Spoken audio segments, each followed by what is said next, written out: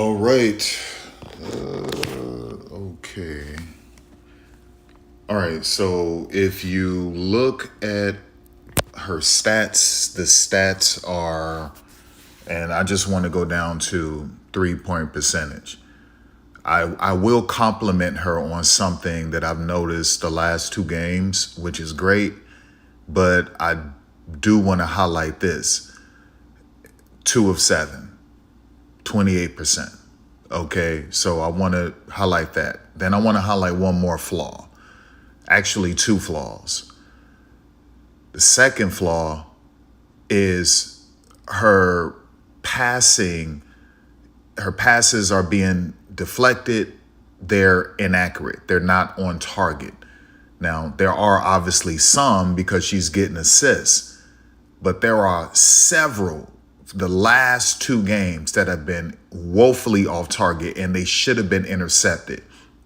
Also, her handle has been funky the past two games where these should have been steals.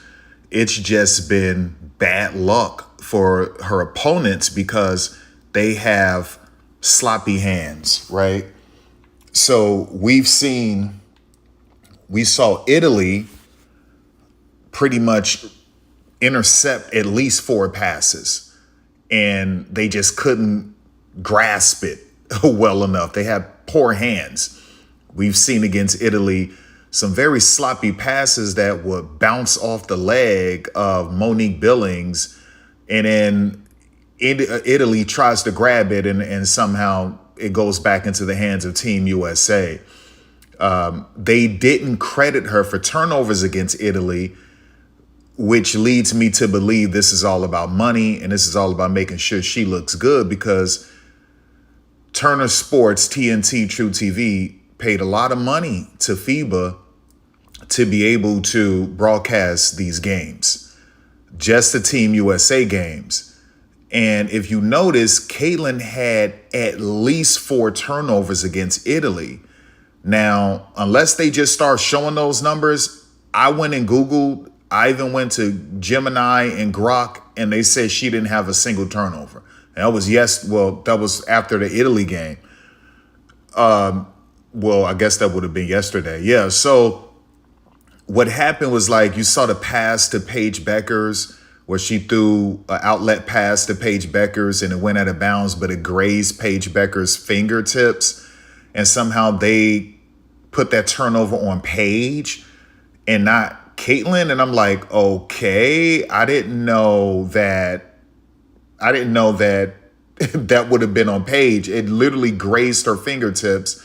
And so they gave that turnover to Paige, which was weird. So we saw several turnovers against Italy where they just didn't count them as turnovers. And I'm just like, wait a second, like the one pass that bounced off one of the players' legs and it went out of bounds. And I'm like, that's a turnover, but I guess they gave that turnover to one of the teammates instead. So but regardless, whether they're turnovers or not, some of her passing has been really, really funky, man. Really, really funky. Okay. And that's the second part about it. And I'll tell you why. The third part is throughout all games she's played so far, against Senegal, against Puerto Rico, against Italy, and now New Zealand. All 4 games, she's been getting chopped on defense. Her defense has been terrible, absolutely terrible. And she's getting chopped against grossly inferior competition. That's just the fact, the whole reality of it. I could see if Arelis Garantis was hooping for Puerto Rico. She is, but they put her on the bench for whatever reason. Then I could say, okay, that's a major college player from Rutgers. That's a WNBA draft pick for the LA Sparks. She even came back, I believe, and played for Seattle. She's played in the WCBA. She's played in the Euro League. She's been in the Olympics. She's been in the FIBA World Cup before. That's Arelis Garantis. Okay, if Arelis was chopping her up, that's different.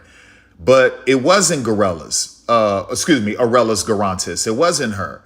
It was just these basic guards from Puerto Rico or from Senegal or from Italy or from New Zealand, making her look crazy out there. So you would say, okay, well, if you look at her total percentage in all 4 games, she's at 45%, right? So she didn't shoot good against Puerto Rico. She was 2 of 3 against Senegal. She was 1 of 5 against Puerto Rico. She picked it up yesterday. I believe she was 4 or 5 yesterday. And then today, as you can see here, she's 2 of 7. So that's like 45%. So total, she's like 45%. But what that shows you is a pattern of inconsistencies. It's showing you streaky. Okay. So what would you credit that to? Well, she's tired. Her conditioning isn't good. Her legs aren't good because she's tired, right? And so once again, that's why you're seeing these inconsistencies. And it's not just with shooting. Because her conditioning isn't good enough yet, because her legs are tired, they're not used to this stuff. It's having a negative impact on her passing ability and even just her overall handle, right? It's not strong enough sometimes to get her out of sticky situations. And so they're getting a hold of that basketball, but for whatever reason, these teams have terrible hands or just bad luck because they're swiping it away from her and then somehow it bounces to one of her teammates. They just can't even grab it. It's so weird how that's working. So her handle is funky. Her passing is funky. Okay. Her defense is funky. Okay. And we're not seeing her dive on the floor for loose balls because she's tired. So that 50-50 game is funky as well. It's just not really there, right? Now, the last 2 games, she's been attempting more mid-range shots, which is great. That's what you want to see, okay? And part of the reason is because her 3-point shot, especially today, wasn't where she wanted it to be because she's tired, so she attempted more mid-range. Yesterday, she was feeling it. But she was still tired, which is why you saw the passing was bad and the defense was bad and the handle wasn't all that tight. Okay, so what this says is that Caitlin Clark, next offseason, you can't do anything about it now. Next offseason, you need to be playing offseason basketball, period. Right? Period, Caitlin. Like, enough is enough. I know it seemed to me like you're trying to be like Skylar Diggins and Elena Deladon and Asia Wilson and Kelsey Plum and, some of these women who don't go overseas. Some of them never went overseas. But it's only a few of them. But you can't say, well, look how great Asia is and she never went overseas, or look how good Elena Deladon was and she never went overseas, or look how good Skylar Diggins is and she never played overseas, or look at Kelsey Plum. You can't say that because some of the greats stayed overseas, like your favorite player ever, Maya Moore. Maya Moore won either 3 or 5 overseas. I think Maya won around 5 championships overseas. Maya is so decorated, it's insane. She won like 5 championships overseas. So Maya Moore stayed overseas. Candace Parker lived overseas, right? Sue Bird, Diana Taurasi. So you can't say, well, I could still have a great career if I don't go overseas, because look at Asia Wilson. Well, that's an anomaly. Or look at Skylar, or look at recently Kelsey Plum, right? Or Elena Deladon. That could technically work out for you. But it didn't hurt Maya Moore. It didn't hurt Diana Taurasi, Sue Bird, Candace Parker, Breanna Stewart, Brittany Griner, Nafisa Collier, and there's a whole host of other women throughout WNBA history, right? So what I'm saying is that it's great for conditioning. It's great for fluidity. It's great for rhythm. It's great for polish. It's great for development. It's great for growth. And it's necessary. It's so necessary. And if you keep avoiding this overseas stuff and you're going about things the way you've been going about it, well, now what is this? Her third This is what? No, actually, I guess this would technically be her second off season. So yeah, like clearly it didn't work. It didn't work after the 2024 season, right? Because you entered 2025 terrible. And now this is your second off season and it's not looking too good. And your numbers are coming against terrible competition. I thought Senegal was a horrific team. New Zealand is even worse than Senegal. I mean, New Zealand is absolutely disgusting. Okay, so this is just gross. Puerto Rico, terrible. Outside of Imani McGee-Stafford, honestly, Puerto Rico was terrible. And then Italy was Italy was a step up. They were better competition, but Italy is still trash, right? Period. I mean, Lorella Kubaj, that's fantastic, right? Xander Lassini, that's great. Jasmine Key, okay, like I'm not mad at that. My issue is that overall, Italy is terrible. Okay, they're better than Puerto Rico, they're better than Senegal, and they're better than New Zealand. But Italy isn't Australia. Italy isn't Canada. Italy isn't Spain. Italy isn't China. Italy isn't Japan. Italy isn't Germany. Italy isn't Belgium, right? Italy isn't Brazil. Okay, like Italy is pretty bad. Seriously, Italy is a bad team, right? So all of her numbers have been coming against F competition. I'm giving them a letter grade. All four teams are graded with an F. Some of them are F minus. Okay, that's the reality of the situation. I'll give Italy a F plus, and I know an F plus really is supposed to be a freaking D minus. Okay, I'll give Italy a D minus. I'll give Puerto Rico a freaking F, and then I'm giving Senegal and New Zealand a F minus. Period. That's what I'm doing. So. And then your teammates some of them are future Hall of Famers, other of them are all-stars, and some of them are future all-stars. And then your coaching staff is elite. Championship winning staff, 2 of them came over from the NBA. Even freaking Kara Lawson was an assistant coach with the Boston Celtics. So you have NBA experienced coaches. You have WNBA championship winning coach in Natalie Nakase. And, no.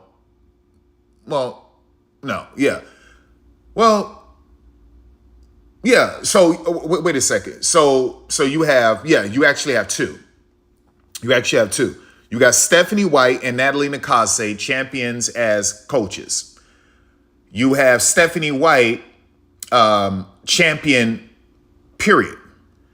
You have Nate Tibbetts coming over from the NBA. You have Kara Lawson, a champion as a college player, a champion in a WNBA, won champions overseas, gold medalist, all of that. Okay, that's your coaching staff, loaded with champions and experience from the NBA, from WNBA, and overseas. I mean, Natalie Nakase was the first ever female coach, women's coach of a professional men's basketball team in Japan. The first ever. So like you got major experience, and your teammates are future Hall of Famers, all-stars, or future all-stars. And your talent is Senegal, F minus, Puerto Rico, D minus, Italy, D plus, or a flat out D. Maybe I should just say a D plus, Italy. And then New Zealand, a F minus. That's your competition. And because so I can't boast about your numbers. What I can highlight is what's glaring, which is the fact that your conditioning isn't there and your legs aren't there, which shows why your passing is bad. I don't care about the assist numbers. What we've witnessed in 4 games is unlucky opponents not getting their hands on these basketballs to complete these interceptions or steals. Her passes are getting deflected. She's throwing them in harm's way. They're off target. And we're seeing these teams grab it, and for whatever reason, it just slips out of their hands. It's just the weirdest thing in the world. Or they're swiping the basketball away from her because her handle is funky, because she's tired. And then somehow it bounces off someone's leg and ends back up in Team USA's hands. It's just so weird how much bad luck these opponents are having. So that's what we've been seeing. Sloppy handles, sloppy passing. We've been seeing terrible defense from her in all 4 games. And her 50-50 game is terrible. It's terrible. Maybe you can highlight maybe 2 or 3 times you've seen Caitlin Clark dive on the floor for a loose ball. It's absolutely atrocious. That's what we're witnessing from her. Okay. And then we start talking about the inconsistencies with the 3-point shooting. So you're 2 of 3 against Senegal. You were 1 of 5 against Puerto Rico. You were 4 of 5 against Italy. And now against New Zealand, you're 2 of 7. So we're dealing with inconsistencies here. And why is it? It's because she's tired. Why is she tired? Why doesn't she have her legs? Why is everything funky with her? Well, because she decided not to play off-season basketball again, 2 years in a row. And for whatever reason, I guess she's staying in the States to make money, to do commercials, to charge $200,000 or more for in-person speaking engagements and $100,000 for virtual speaking engagements. She's at photo shoots. She's at Colts and Pacers games, and she's with a boyfriend and her family. She's with Taylor Swift and Travis Kelce doing Travis's podcast. She's doing commercials. She's at Prada, at fashion events. All of this, she's selling Gatorade and shoes and all of these other things. And every now and again, she'll go to the Pacers facility and throw some touchdown passes and get up some shots with a bunch of practice dudes who were told to make sure that you don't hurt Caitlin Clark. She's in bubble wrap and everything is scripted. Okay. And then she gets to Puerto Rico. And obviously today, 100 fans? I might even be generous. I think it was 80 fans there, but I'll round it off to 100. 100 fans in attendance today. I mean, to me, this looked damn near as worse as Senegal. Okay. I mean, it was pretty bad, right? And so fans aren't showing up from America outside of the few we saw today. Fans aren't showing up from Puerto Rico. They're not interested if she's not playing Puerto Rico. And no one else is showing up from around the world. I mean, listen, Puerto Rico was only a 4-hour flight, okay, from Indianapolis. It's just 4 hours, 30 minutes, or 4 hours, 20 minutes, right? It takes longer for you to travel from California to see Caitlin play in Indianapolis. So there's no excuse why her fans who say she's the most popular player in the world and that she's more popular than LeBron James, according to Nick Wright and the rest of them, how is it possible that you could travel from California to Indianapolis to watch her play when that's a longer flight than traveling to Puerto Rico from Indy, right? So you see how that works? Or fans would travel from Indy to follow her on the road to California. But her fans from Indy won't travel to Puerto Rico in perfect weather on a weekend, when it's less travel time than traveling from Indy to California, right? And so, like, that's where we're at. We're at the fact that she's got exposed on 2 fronts. First front, they're not that into you overseas. Now, there was some white dude in the comments yesterday was like, that's Puerto Rico. It's not Europe. So what he's essentially saying is that if she goes to Germany, if she goes to London or somewhere, listen, if she goes to Spain, then Caucasians are going to flock to her games. So he's saying it's because Puerto Ricans are racist or they're prejudiced or they're dealing with racial biases, right? That's what he's essentially saying. This is racial bias by the Puerto Ricans, and that's why they're not showing up. I mean, that's literally what he said in the comments. He said, that's Puerto Rico. If she was in Europe, it'll be packed. So he's essentially saying that Puerto Ricans are racist. They're prejudiced. They have racial bias. And because Caitlin is white, they're not showing up. But has she played in Europe? Has she played in London? Or has she played in freaking, Croatia somewhere? It'll be a Germany. It'll be a bunch of white people showing up. Well, Puerto Ricans can't be racially biased, not in terms of like basketball, because if a black man named LeBron James showed up, that place would have been packed, right? That's the reality of it. That place would, if Steph Curry would have showed up, that place would have been packed. Okay, so there's literally no excuses for that. What it says is that they're not interested for several reasons. One of the main reasons is because they don't know which Caitlyn they're going to get.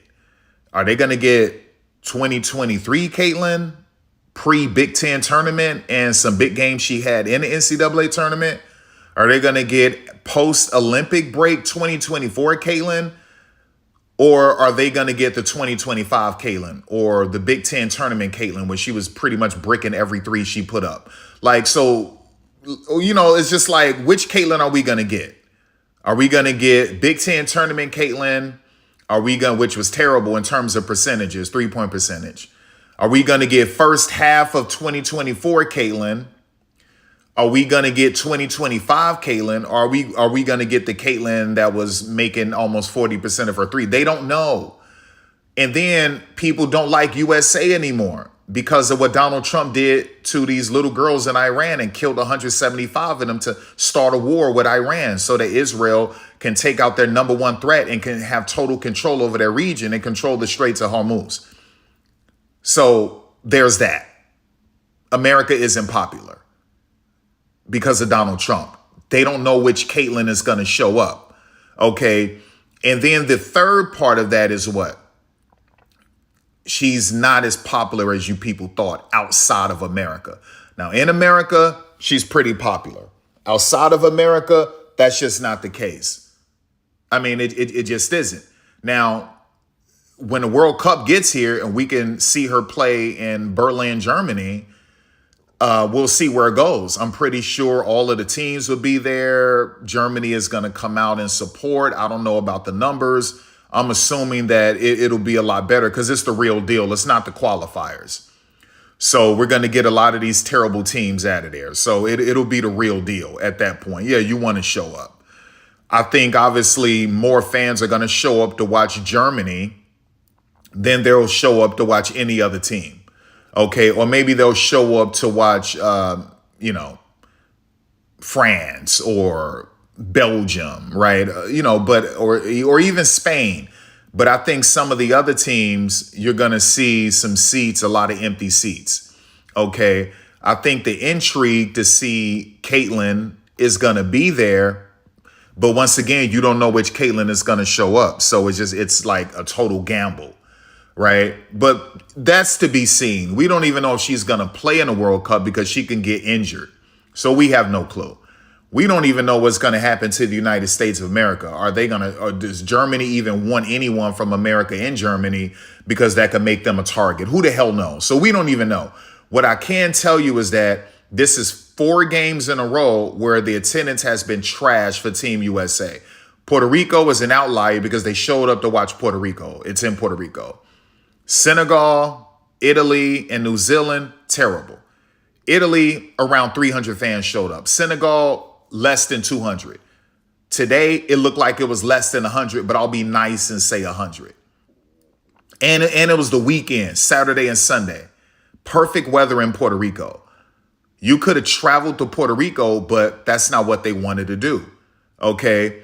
And then like I said, I'm getting into the simple fact that her numbers aren't good in terms of she's streaky.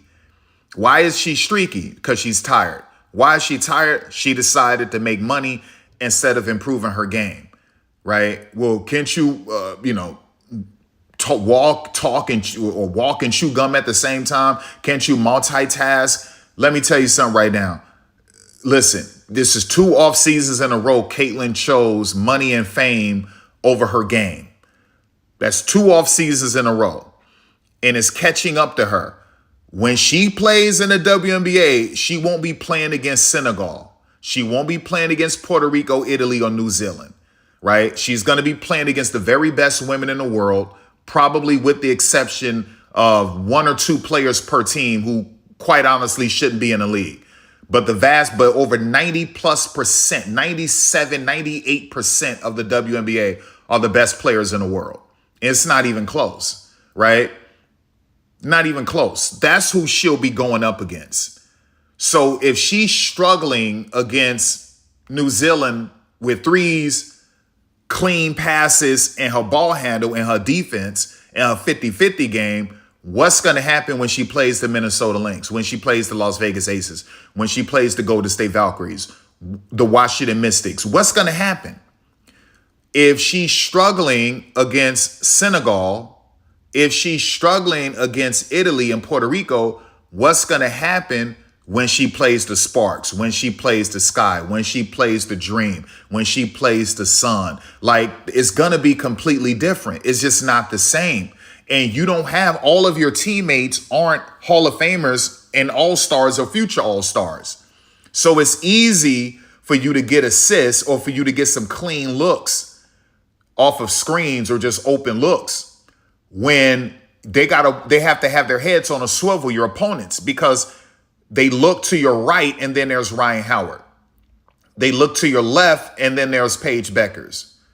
They look at the middle and then there's Angel Reese. And then they look over there and then there's Monique Billings or Kiki Ariafin or De'Erica Hamby, or it's insane. So all around is nothing but all-stars and potential and future Hall of Famers, Kalia Copper, you name it, Chelsea. It's insane. Jackie Young, it's crazy. That's not your teammates. Those women won't be your teammates in the WNBA. Okay, you'll have Aaliyah Boston and Michaela Timpson, and then you got to figure everything else out. That's why this deal has to get done, so we can get this expansion draft going, free agency, and we can do this WNBA draft. Because right now, your teammates, it's you, Aaliyah Boston, and Michaela Timpson, and that's it. Last time I checked, Chelsea Gray isn't on the Fever. Kelsey Plum isn't on the Fever. Kalia Copper isn't on the Fever. Paige Beckers isn't on the Fever. Kelsey Plum isn't on the Fever. Asia Wilson, Angel Reese and Monique Billings and De'Erica Hamby and Kiki Ariafin and Ray Burrell and you name it. These women are not on the Fever. And your opponents isn't Italy, New Zealand, Senegal, and Puerto Rico. Right? Okay. And it won't be quiet where your communication is really good because everyone can hear each other because there's only 100 people there. So like you'll be playing against the New York Liberty and there's 16, 17,000 people. You'll go to Golden State and there's 18,000 people. The Chicago Sky game was moved to where the Bulls play, and that's 22,000 people, right? So like you can't, it's not how that's gonna work. And her fans are delusional because clearly, number one, they don't know basketball and they don't see these things. This is a pattern in 4 straight games. Her passes have been funky as hell. And she should have multiple turnovers in each game.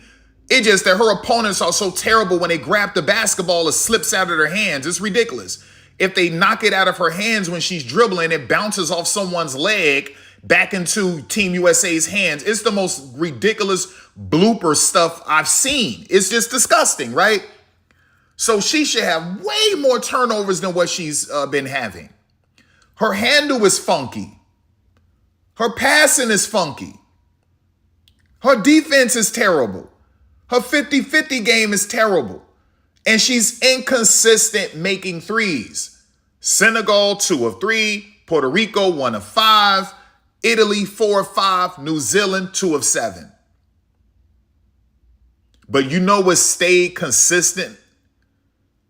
Poor 50-50 game. That's the hustle game, the in-between game. You know what Lexi Hall thrives at? 50-50 game, terrible. Defense, terrible. Okay? Right? Passing, funky as hell. Her handle, funky. That's what we've been seeing. So how do you think that's going to play out when you come back to the States? Especially if you take your foot off the gas with training and you're going back to doing commercials and photo shoots and selling Gatorade and Nikes and doing more speaking engagements and attending some Pacers games or whatever. What do you think is going to happen? So you're going to get into the WNBA regular season And then it could potentially be 2025 all over again. Now, perhaps maybe not with the injuries because you were abusing your lower body in the offseason of 2024 so you could hit more deeper logo threes. So you abused your lower body like that. Okay, you learned your lesson. So probably not with injuries unless, your fans are acting insane again, racist and evil, and then my creator has to take you out. But what I will say is that what's going to happen to you this upcoming season is inefficiency, sloppy defense, 50-50 game isn't really there, right? Those things can legitimately happen, especially seeing that you haven't added anything new to your game. The compliment I'm giving you is the mid-range. 2 games in a row, you've been hunting your mid-range shots. Finally, Christy Sides has gotten into your head. Finally, you want to listen to Christy Sides, right? Now, her fans are praising her mid-range game, but they was hating Christy for saying, Caitlin, if you're tired, shoot the mid-range. Caitlin, if it's not there, shoot the mid-range. She's trying to change Caitlin, and they just wanted to murder Christy. And Christy was like, listen, Caitlin, you just got off of a freaking national championship game, chick. We haven't even practiced. This is a freaking Olympic year. You're dead tired. Why don't you shoot these wide open long twos? And Caitlin was like, no, they paid to watch me shoot from the logo. Brick, brick, brick, brick, brick. Now everyone loves the mid-range now, right? That's what Christy was saying. So, it's just one of those things, y'all. It's just one of those things. So if I'm going to compliment her, I'm going to compliment her for hunting her mid-range shot, right? Everything else, I got to critique, I got to criticize in hopes that she can get better. And one other thing I want her to do is to hold her fan base accountable. Hold her fan base accountable because these are some terrible people. Whether they're YouTubers, podcasters, Twitter spacers, playbackers, or just people on social media in general. All right. I'm not talking about the fans attending these games. Majority of them, I'm pretty sure they're good people. Maybe. We don't know. But those aren't the ones on social media. Not necessarily. Caitlin has to jump in one of these Twitter spaces with correlation. Caitlin has to start a Twitter space or put out a simple post, a simple tweet. Caitlin has to go to IG, a IG story telling her fans in so many words to calm down, okay? Or do an IG live, taking questions and sending a message to her fans. Go live on TikTok. Go to Angel Reese podcast, Unapologetically Angel, and sit down with Angel Reese in Puerto Rico. Or whenever y'all get back to the States and shake hands with Angel and just talk about your days in the Iowa attack playing against each other. Talk about your battles, the few battles you had in college. Just talk about that stuff. Clear the air, mend fences, all of these things. Put it to bed. It's simple because if you don't do that, then all that does is sends a message, a signal to your fan base that they can continue to use you for racism. They can continue to prop you up as God while making everyone else look inferior and tear all of these other women down, including just black fans in general. People can continue to use you for clickbait, for grifting and clout chasing and all of these other things, and engagement and impressions. People can continue to be mean towards others and cruel. Okay, all of these other things. And if you don't say something about it, whether that's going on Angel Reese's podcast, you're together, you can do it, or sending a message via social media, then I'm telling you what's going to happen. They're not going to let up. See, they get really nasty when you have a good game, and they really start to put your teammates down. They start to put black women down and black people in general while propping you up. They get extremely nasty. When you have a poor game, Caitlin, they blame everyone else. And they get nasty with that too, right? So what I'm telling you is that if you don't put it to bed, you are going to go out with an injury or we're going to take your superpowers away from you again, meaning you're going to be sloppy in 2026. So it's going to be one of the two. Either you're going to do something about this, and if you don't, and if it continues to be disgusting and toxic again for 3 years in a row without you saying anything, two things are going to happen. Okay? Injury, whether that's multiple injuries or a season-ending injury or both, or we're going to take your superpowers away from you, making you sloppy for the second year in a row. That's what's going to happen, because you can stop it with a social media post, a IG live, TikTok live, Twitter space, or joining Angel Reese podcast and clearing the air and mending fences and sending a message to your fans. You can stop all that right now. You know what's going on. You know what they're talking about. You literally said that you and your brother and even Connor would be watching these YouTube videos and scrolling social media, reading comments. That's literally what you said. Your cousin jumped in the comments and said, Caitlin watches your channel. She's disappointed. So that's clear. That's clear. So you could say something about it. If you don't say anything about it, multiple injuries, or season-ending injuries, or both. Second option, take away your superpower 2 years in a row. That's it. That's how that goes. Now I want to crush the Indiana Fever real quick, which is my baby. That's my team. But it's not the Fever. It's that new lame social media manager they hired. She's so lame. So she's fueling all of this division amongst Team USA. Let me show you what she posted today, which is negative. It should have never happened. It shouldn't have happened. So she posted, as a matter of fact, let me go back to it because I want to get the more accurate time. She posted this at 4:11 p.m.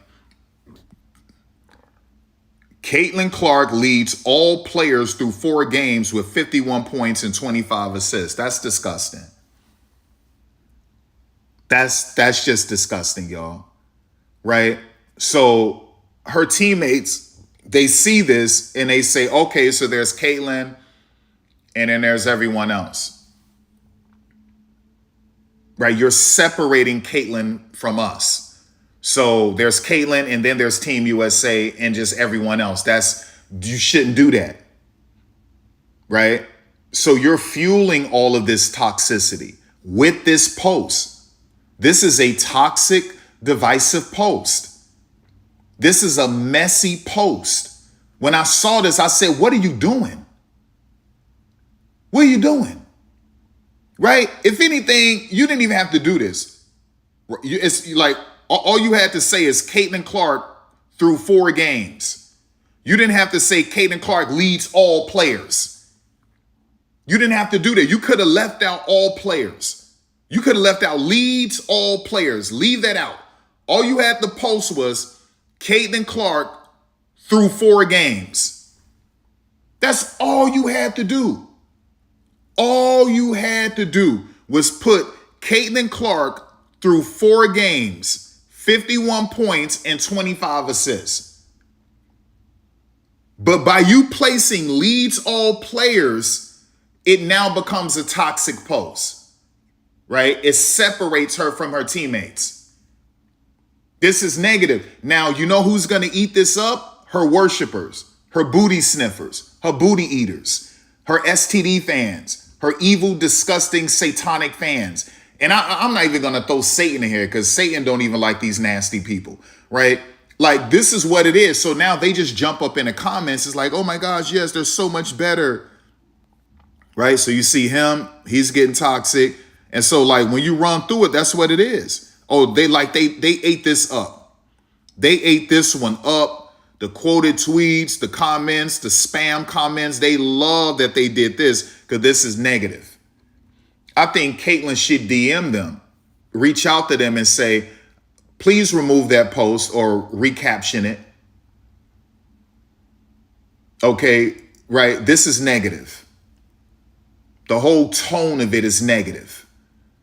Okay, and it just fuels this toxicity, this poison that's going on social media.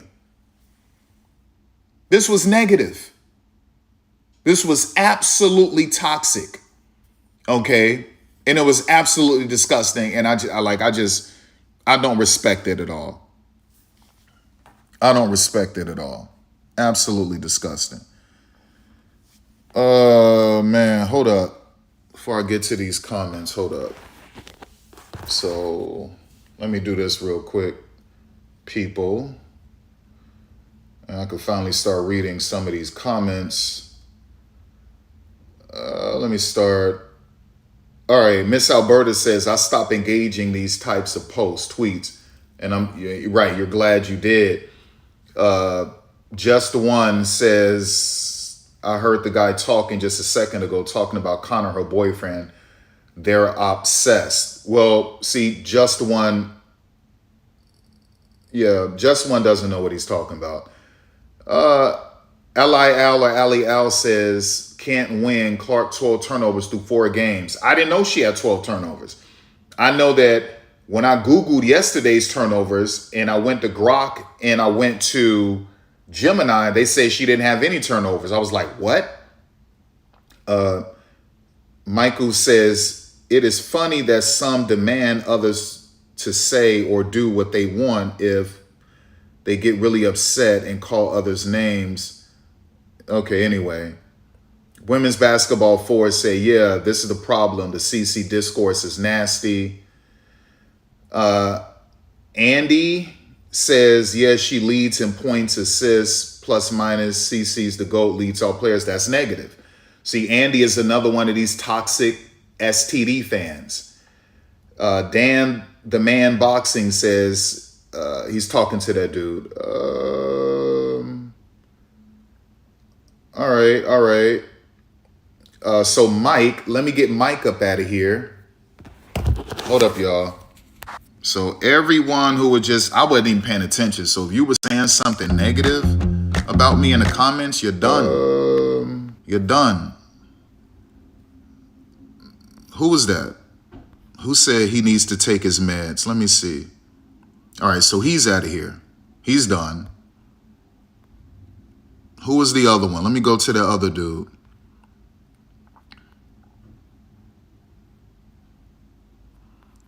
Andy gone. Let me get him up out of here. Where's that dude that said he needs to take his meds? Let me find that dude. Yep, Mike, you're gone. He's gone.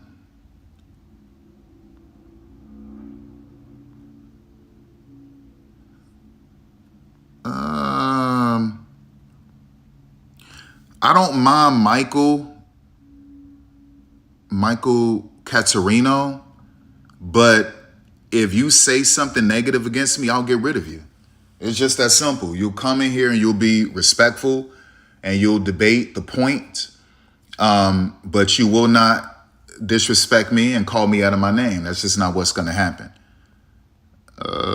Said Cry Me a River, create fake AI videos and post about Angel Reese. Okay. So much victimhood going on here. Never heard a grown man allegedly. All right, yeah, so that's you're done. Get him out of here. All right. Yeah, he's gone. You said women's basketball says she would never be held accountable.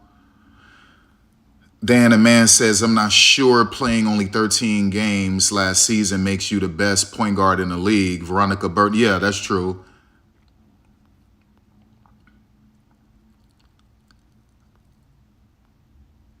Okay. Yeah, you see, I'm the only one right now that's being completely and totally honest about everything and, being objective about it.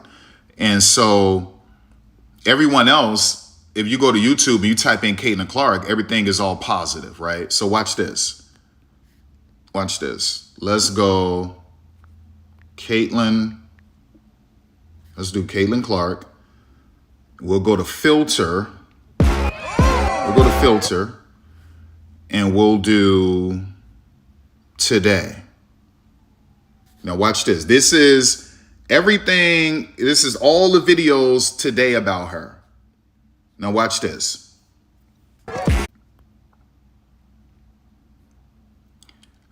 Positive.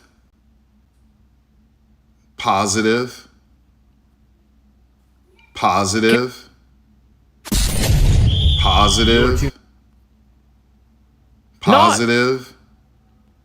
So This dude be making like 10 videos a day. He's disgusting. Look at this. Positive. She's trying to do some clickbait. And that's old. Positive. Positive. Man, she's so thirsty. I just destroyed her last Just look night. at this She's cat. so thirsty. Yeah, like that's what that is. So I told you. Look at that dude. What's his name? Mick? That's what his 5th video we just scrolled past. Disgusting. Right? And so like that's what that is. That's what that is. So, you know, I'm the only one that's just being honest about everything. Right? There is no variety on YouTube with her. Every YouTuber is 100% eating Caitlin Clark's booty, licking her toes, licking the bottom of her feet. That's what these people are doing. I have to come tell you the God's honest truth, right? I told you what was going wrong with her. Handle funky, passing funky, defense not there, 50-50 game not there. Inconsistent with her 3-point shot. Why? Tired, fatigue, conditioning. Why? Didn't play off-season basketball 2 years in a row. Why? Chasing money, building brand. Solution. When you get back to the States, turn it up, ramp it up. Okay? Get more physical. Get out of that bubble wrap, win sprints, cycling, jogging, freestyle swimming, Olympic-sized swimming pools, working out, running 94 feet, throwing on some compression pads and allowing the men to be physical with you. That's what you have to do. Period. Okay? And then dominate training camp, and here comes the regular season, and you're good to go. What happens if she doesn't do that? Potentially 2025 all over again, right? Terrible season, shooting, and even potentially getting injured again. Then I go to the Fever and say how toxic this post is. And that Caitlin should reach out to them and tell them to take it down. This is divisive. This is causing division. And her evil STD fans are eating it up. Eating this up. Right? And then I went and did a juxtaposition and I showed you contrast. Me highlighting mistakes and while giving solutions, also giving you the reason why. Okay? Look at their YouTube content, licking booty, sniffing booty, licking booty, sniffing booty, licking booty, sniffing booty. Why? Because they are afraid that they'll lose subscribers and viewers. It's all a grift. It's all clout chasing. It's all disingenuous. It's all pathetic. So in the comments, I get some of her booty sniffers running in the comments, running their mouths because they don't like that I highlighted some of her deficiencies, right? Things where there's a deficit, where there needs to be a surfeit. And they don't like that I'm giving solutions. They want everything to be 100% positive and for you not to point out deficiencies, defects, while also giving solutions. This is how brainwashed these people are. This is how much of a follower these people are. These people are lost, and a lot of them are lost on purpose. And it's rather pathetic. Like, there's nothing but quality here on this side. It doesn't get any better than this. They won't even criticize her on ESPN or FS1. You can't find a podcaster doing it. You can't find a journalist doing it. I'm the only one, y'all. I'm literally the only one. There isn't anyone working for ESPN or Sports Business Journal or I'm the only one. I highlighted 4 games where her handle was funky, her passing funky, her 50-50 funky, her defense funky, her inconsistent three-point shooting. I told you why. I gave solutions. Then I highlighted fans not showing up, so we touched on that. And why? Went deep with that one. And then I said, let me crush the Indiana Fever social media manager, how negative this is, but yet how her fans are eating it up because they love toxicity. And then I said, let's show you some contrast. My content versus theirs, 100% positive, won't hold her accountable, increases enabling, she'll never learn. But her booty sniffers and booty eaters, they don't like stuff like this. They want you to paint the picture that she's above God and Jesus, that she can do no wrong, right? Because if you don't, then their great white hype or great white hope loses the aura, the mystique, the luster. You understand? That's the reality of it. That's the reality of the situation. Like, you got to call them out. You got to call them out. Ali Al said he's speaking the truth. So Raz, let me get Raz up out of here. I mean, he said, what a nasty mind and mouth. No. I don't even use profanity. I called you what you are, essentially. Just stuck on her like a STD. It's ridiculous, right? That's what I call you. Everything y'all do is nasty and toxic, like booty sniffers and booty eaters. And you stuck on that chick like a STD. And you're all nasty and toxic. It's like a disease. So I'm calling you out.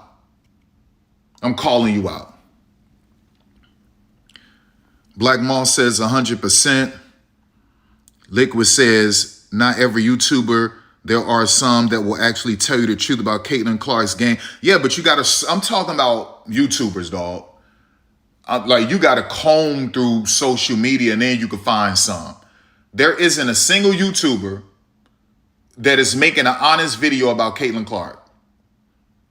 Okay? Find one. Leave a link in the comments. Find one so we can watch it.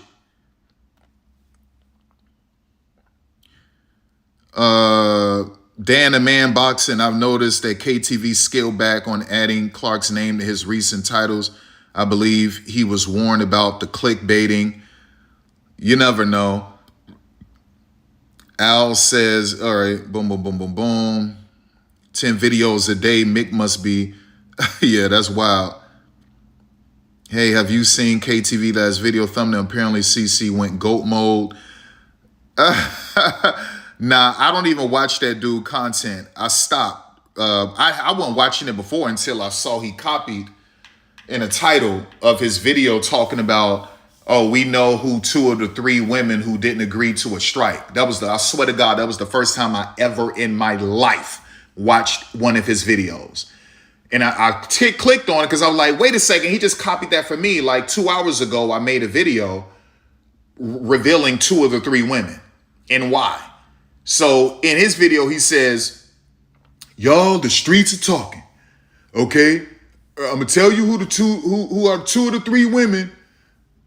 Y'all, the streets are talking, and they're saying, like, all you had to do was, man, listen, there's this one channel, this dude CFWB, and he said, you know, he believed 2 of the 3 is Lexi Brown and Kalani Brown. That's where I got this from. That's all you had to say. But he's been stealing from my channel for a long time. Him and Angry Fan and a host of others. They just been lurking and plagiarizing. I didn't even know this because I don't watch their videos. I started once I saw that. I'm like, oh, this dude stole all of that. So then I said, let me watch a few more. Man, this dude just stealing everything. All of that stuff. Man, listen, they're paying these women $60,000 per child. Man, they're paying this. You didn't know any of that until I brought that up. You never in your life read those stipends. You never read that CBA. I went live and read the whole CBA. The whole CBA. And then broke everything down. And because you lurking on my channel, you don't want to give me credit. You trying to act like you knew that the whole time. Man, these dudes whole lames, y'all. Entire lames. Entire lames. Right? Like, it's ridiculous, dog. So I don't even watch it anymore because it's clear that he be stealing from my channel. So it's pointless at this point. I know you're plagiarizing. I know you a whole entire lame. So I don't even touch anymore. Like, he one of them dudes, he just looked like a snake. He looked like he just gross to me. He looked thirsty. He one of them dudes where they just look thirsty. Like they'll just do anything for clout. They'll do anything for clout. Like he looked like one of them type, just thirsty, man. So just nasty with it. Nasty with it. So I don't even touch that stuff. I know Angry Fan is just grifting. Angry Fan trying to make some more YouTube money. He grifting, y'all. Right? Now, is there some truth to him believing that Caitlyn is a very good player? Yeah, sure.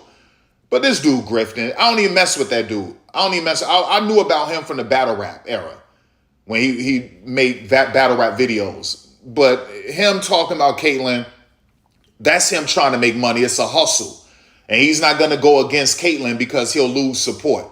So he need Caitlyn to build that channel to make some extra money. That's all that is. That channel was a new revenue stream for him. It's a hustle. And it's the same with that Keep the Vision. That's a hustle, right? So they're willing to sell their soul for some little YouTube money.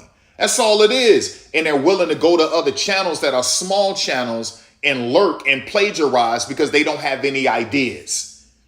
And then they won't give you credit. You understand? Because they want to come off like they're brilliant or genius, like they're intellectuals, like they're smart, like they're in the know, and they never knew any of this until they got it from my channel. Listen, those two aren't the only one. You had Black and White Sports did it. Rachel Demita did it. Rosalina Lee did it. Ben Daniels been doing it. I even call Adrian Ross. That this isn't anything new. This is what they do. It's no different from the video game 2K was stealing from NBA Live. And no one knew it until NBA Live went away and people started playing live. And it was like, damn, 2K took this, 2K took that. But you didn't know it because you weren't buying NBA Live. You weren't touching it. And then 2K been stealing from Live. Now Live gone, 2K don't have any new ideas and it's stale. Right? So oftentimes you don't know that they're stealing from smaller channels because you're not watching these smaller channels. You understand what I'm saying? You're in an echo chamber. So the people in the comments, they want every channel to be an echo chamber. Lick Caitlyn's booty, sniff Caitlyn's booty, sniff Caitlyn's booty, worship Caitlyn, worship Caitlyn. That's the echo chamber. That's the echo chamber. All they want to hear you say is goat, goat, goat, goat, goat. Superior, everyone inferior. Superior, that's what they want you to hear. She makes no mistakes. No, that's what they want to hear. It's an echo chamber. And if you're not in that echo chamber with them, they don't want it. You understand? It's like, that's just what it is. You got to call it out. You got to call it out.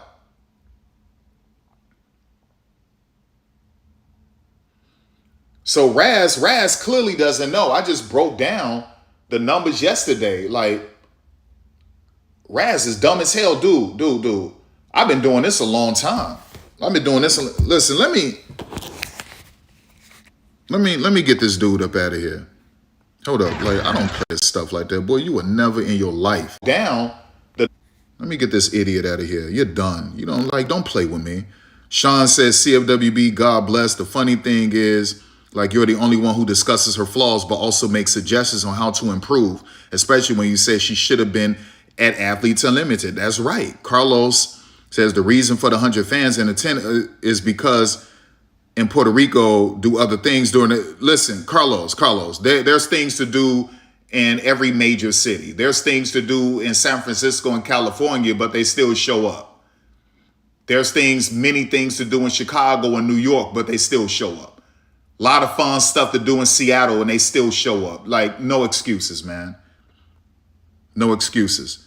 Dan, the man boxing, Mick actually pointed out Clark's flaws during a live stream. Some of Clark fans were so mad that they unsubscribed from his channel. He was so mad about that.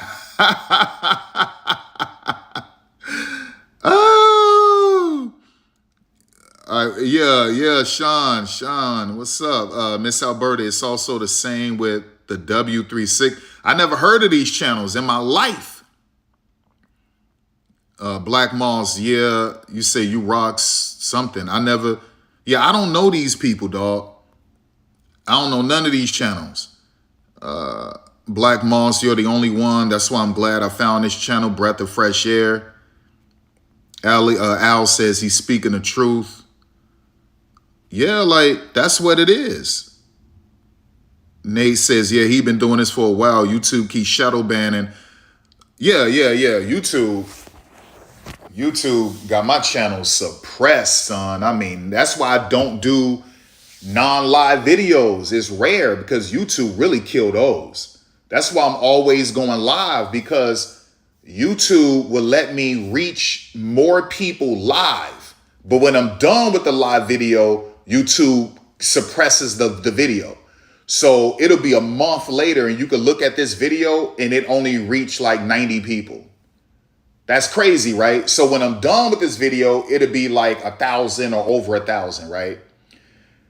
You check back a month later and it only reached 90 people. That's how bad YouTube suppressed my channel. Now, if I did a non-live video, like I showed some of y'all last night with my battle rap videos and stuff, or just my WNBA videos, non-live videos, great quality production, everything, 90 views, 160 views. It's disgusting. Like, that's how YouTube buries my channel, dog. Like, that's the way it is. It's crazy. So that's why I don't do a lot of non-live content, because it's even worse than the live content. And so it's just one of them things, man. It's just like what I'm dealing with. It's just what I'm dealing with, y'all. It's what I'm dealing with. So it's crazy. It's a crazy world out here, man. It's a crazy world. Yeah, he's talking about the baseball classic again. They're bringing up the baseball classic again. Stop. Man, stop acting like the entire island of Puerto Rico is just in love with baseball. That's not true. They love baseball, but it ain't like that. And if Caitlin Clark was the most popular athlete in the world, then they would still show up. It would, listen, you can love baseball in Puerto Rico all you want. Let me tell you what would happen. If the most popular athlete in the world showed up to Puerto Rico to play basketball or to play soccer or whatever, just to play basketball, I guarantee you that place would have at least, at minimum, had 2,000 or 3,000 people in there. Right? So what does that show you? So you mean to tell me there's only 3,000 on the entire, no, dog. 200 people showed up for Senegal, and I'm being generous. The place was pretty packed for Puerto Rico, because that's Puerto Rico supporting Puerto Rico. Italy, to me, it looked like around 300. New Zealand, I swear to you, I'm being nice, 100. I'm being nice. Like, that's what it is, y'all. So if LeBron James showed up, I don't care about a baseball classic. That plays at least 3,000 in there for LeBron and Steph Curry. That's a fact. That's real life. That's a true story, I'm telling you. So I'm not trying to hear there's all this cool stuff to do in Puerto Rico. There's cool stuff to do in Cali, New York, and Chicago, and Seattle. And they still show up. Right? So, no, we're not doing that. You're not doing that. Listen, it's okay. It's okay to constructively criticize Caitlin Clark.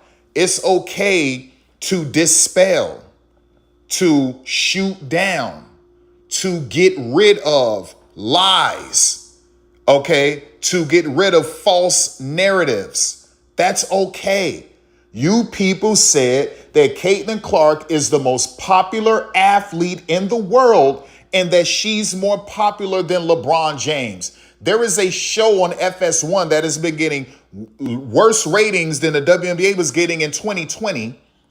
It's called First Things First with Nick Wright.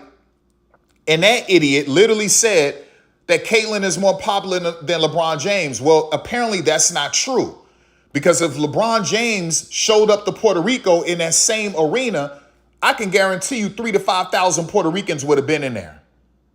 And the same with Steph Curry. So, but when you highlight that and you point that out, okay, when you point that stuff out, they don't like it because they place Caitlyn so high above that they don't want anything to make her look less than.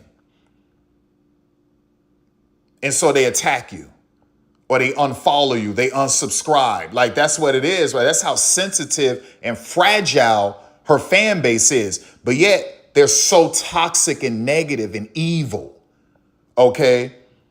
And racist and hateful and a bunch of scammers and schemers and cons. They're so thirsty, a bunch of shills and grifters. I mean, her fans are a cesspool. That's a fact. And you call that out and they don't like what they see in it. Like they don't like for you to tell them their reflection. Their reflection says cesspool.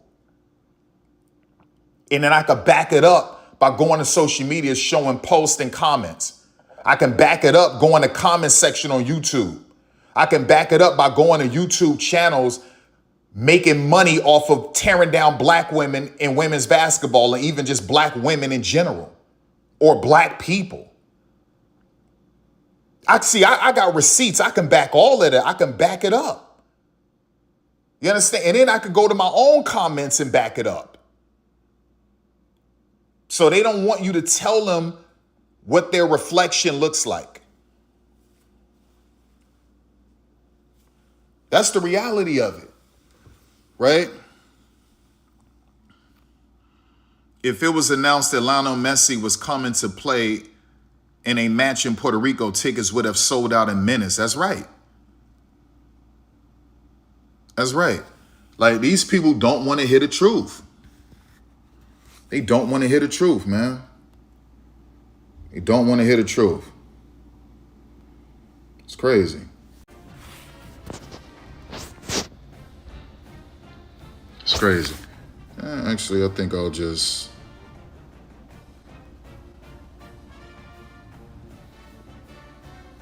No, we'll do it like this.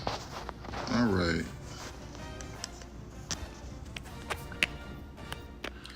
And that's the reality. And that's the reality. So I'll be reading comments. We're still going to talk about this. I'm not done. I'm just going to look at something entertaining a little bit and keep it moving. I need to find out when is I want them to start playing some better competition. I was dozing off. A couple times I dozed off. Like, even if it was just for 30 seconds, I had to wait a second. Like, the basketball is so terrible. It's just disgusting. I mean, the basketball is just grotesque, man. What the hell is this? Like, what am I watching here? What am I watching? This is just gross, man. Like, seriously, like, what am I watching? What am I watching? It's bad, y'all. Like, hurry up and play Brazil. They'll beat Brazil, but at least Brazil will look better than freaking Puerto Rico and these other teams. Like, hurry up, play Brazil, do something. Hurry up and play Germany, something, man. Like, Jesus. Man, it's just bad, man. It's just bad. Crazy. Hold on, you said, do you think there will be a settlement this Monday? You talking about the deal? Yeah, I mean, I just hope that the WNBA is looking out for the WNBA long term and not just being swindled by the Wnba and the rest of them. because they only care about themselves. That's my concern is for the WNBA long term, and not the WNBA being greedy, trying to rush to get something done to protect their partners, their network partners, their media partners, and sponsors. So let's hurry up and get this done, or new owners of the league, new teams. And so you're rushing a bad deal for the league. It's a great deal for the players. It's a bad deal for the league. Okay, so I think that's what's going on. They're rushing it, flooding these players with this stuff, and that doesn't help the league out because there's no guarantee, that this league picks up where it left off. It might be worse. Now, it'll still be better than a lot of stuff going on television in some of these other leagues, but it might even be worse in 2025 because these women have become so unlikable. And like I said, that's the part, where everyone is missing. I'm Is Rich that, Davis, wow, and these it's time women to have next. Let's seriously choose your become rosters. unlikable. If you're looking for the latest That guy, EA Sports BAD recommended and roster CFWB, featuring he more than highlighted it. He 1,000 pointed that additional out. players, choose the active He roster pointed that option. out. He Or literally you said, can select the rosters from that our they'll become original launch unlikable. with a default roster option. So, you said they played Spain on Tuesday. Thank God. Thank God. Can we get some competition? Now, hopefully against Spain, it'll be more people there, right? Obviously, Puerto Ricans are really Spaniards, right? Because Spain came to that island and butchered and murdered the Taino indigenous people. They're like Indians, murdered the Taino people, massacred them in record time, wiped them out essentially. And then went over and purchased a bunch of slaves and kidnapped slaves from Africa and brought them to Puerto Rico and built that place up. And so the people you see in Puerto Rico, they're descendants of Spaniards, and some of them are a mixture of Spaniards with Taino and African, or you just have Puerto Ricans who are half Afro, half Spaniard, or you just have straight up Spaniards. All of these Puerto Ricans you see, they're all descendants of people from Spain, right? That place, that island, that territory, that was really for the Taínos. And then Puerto Rico came over there and just butchered them. But not Puerto Rico, Spain came over there and butchered and killed them, and then brought a bunch of innocent Africans over there and forced them to be slaves. And to this day, they marginalize Afro-Latinas, Afro-Puerto Ricans to this day. To this day, they marginalize them and mistreat them. Okay? So I just wanted to make that clear, right? I wanted to highlight that. I wanted to highlight that as well. And that's one of the reasons, why God be hurting Puerto Rico sometimes with these storms and hurricanes, because they still haven't apologized for the slavery. Like Spain, never. Spain has never once apologized for their role in the transatlantic slave trade. And the leaders of Puerto Rico, they've never apologized. Not to my knowledge.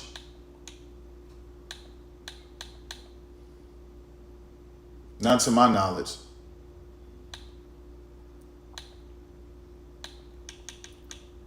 Not to my knowledge.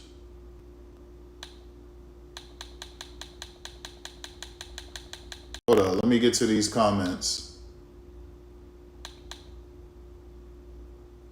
Let me get to these comments. All right. You said, I'm waiting on the UPSHOT League. You say you're in Southern Virginia.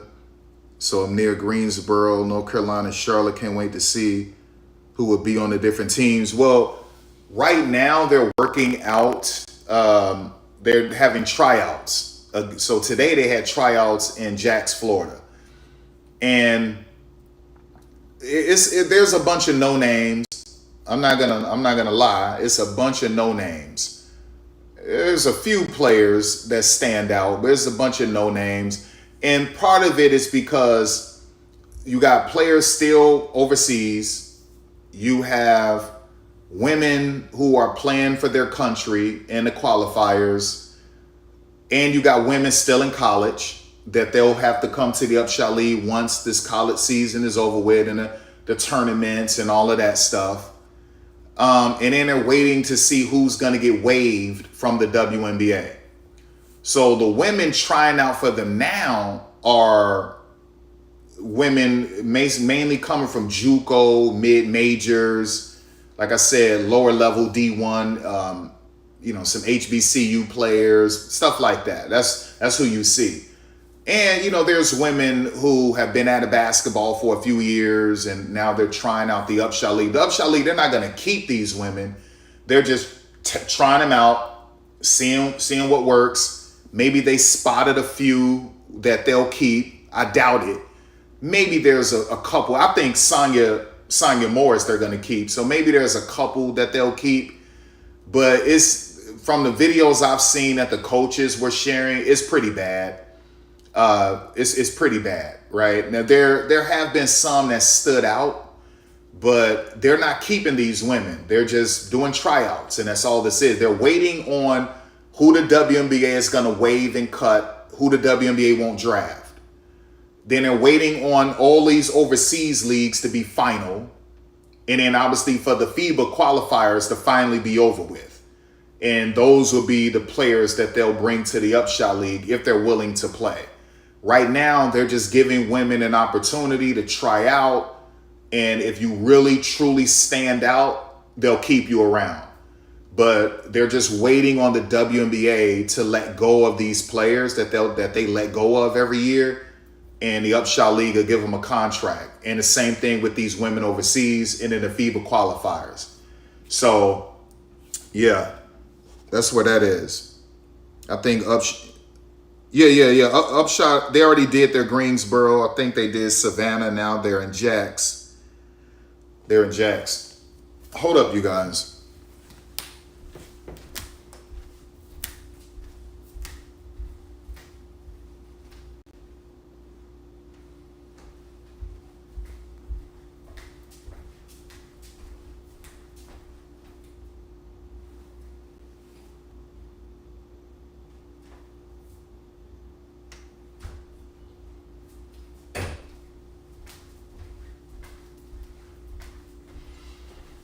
All right. Yeah. So, yeah, there's that. That's what's going on.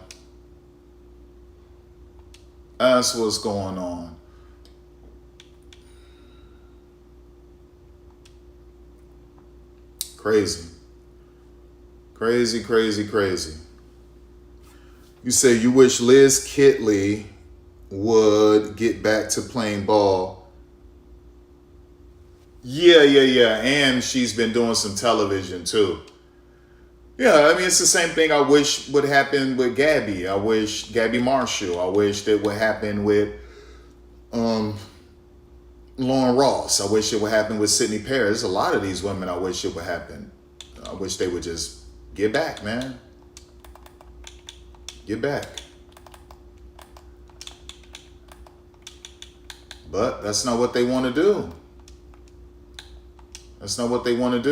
I don't know if they'll join the UPSHOT League. Some of them probably will if they know that's their only true shot to get back to the WNBA because they missed out on Athletes Unlimited and there's nothing going on overseas.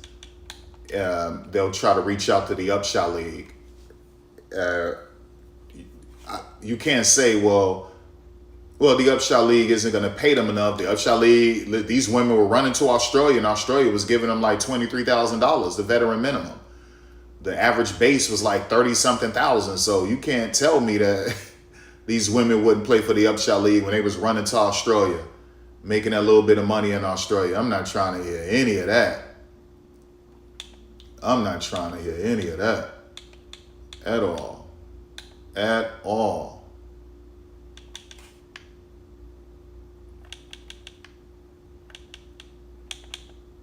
Yeah, I just want them to make sure that they get the quality right. What am I doing?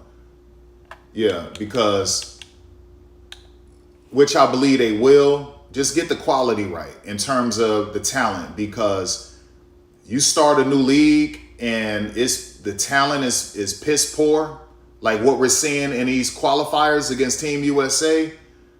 Nobody watching that, right? Fans not showing up. Streaming numbers are down. So you don't want to do what the XFL did. Okay, and what year was that when they first came out? And the ratings fell off, the attendance was trash because the product was pure trash because of the talent pool. They just threw a bunch of dudes together that played football before, and these were terrible players. Some of them stood out, but 90+% of them were pure trash, and it fell off a cliff. And then in 2020, the XFL came back and they was like, we got to get quality players. And we got to give them more time to train.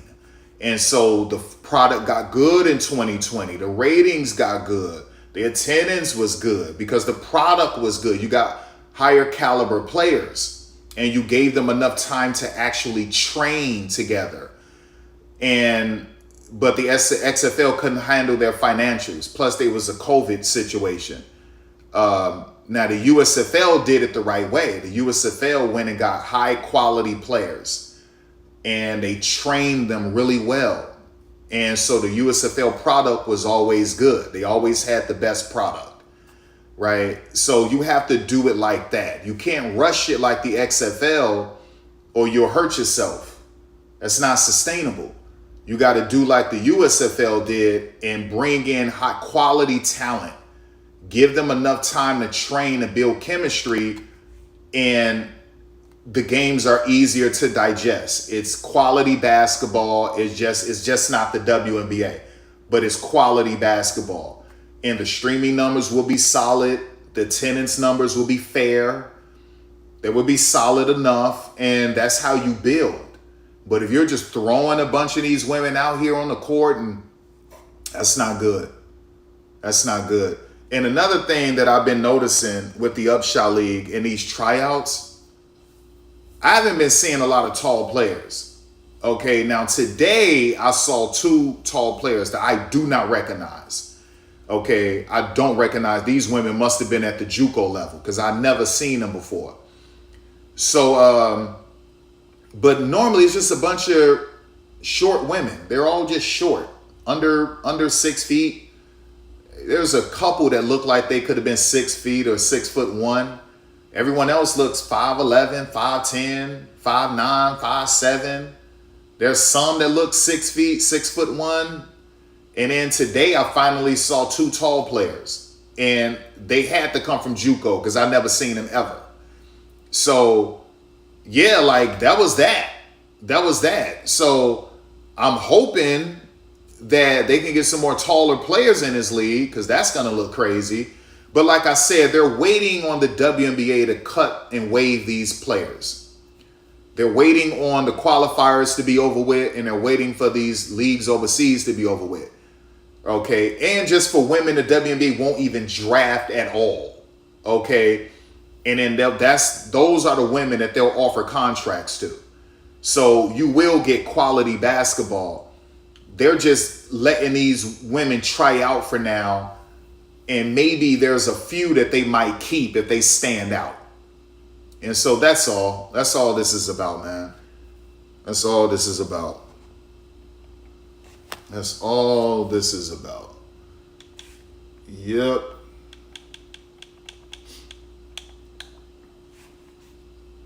That's what this is about, y'all.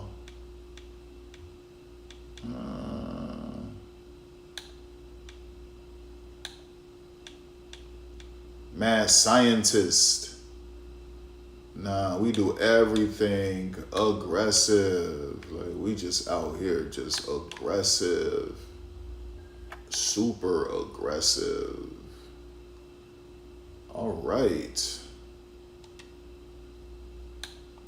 Let me fix this dude.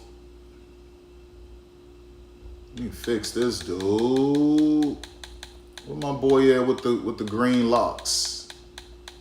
Where my boy at with the green locks? Is that you? No, that's not you. Where you at? Where am I? You got the visor with the green, or the hat with the green locks. Where you at, boy? Is that you? No. Hold up. Let me find my dude. Little dark skinned dude. Let me find him. Where he at?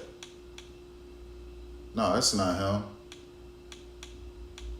Don't tell me they took him off of the game. Little dark skinned dude that had the green locks. Bro, don't tell me they took that dude off of this game.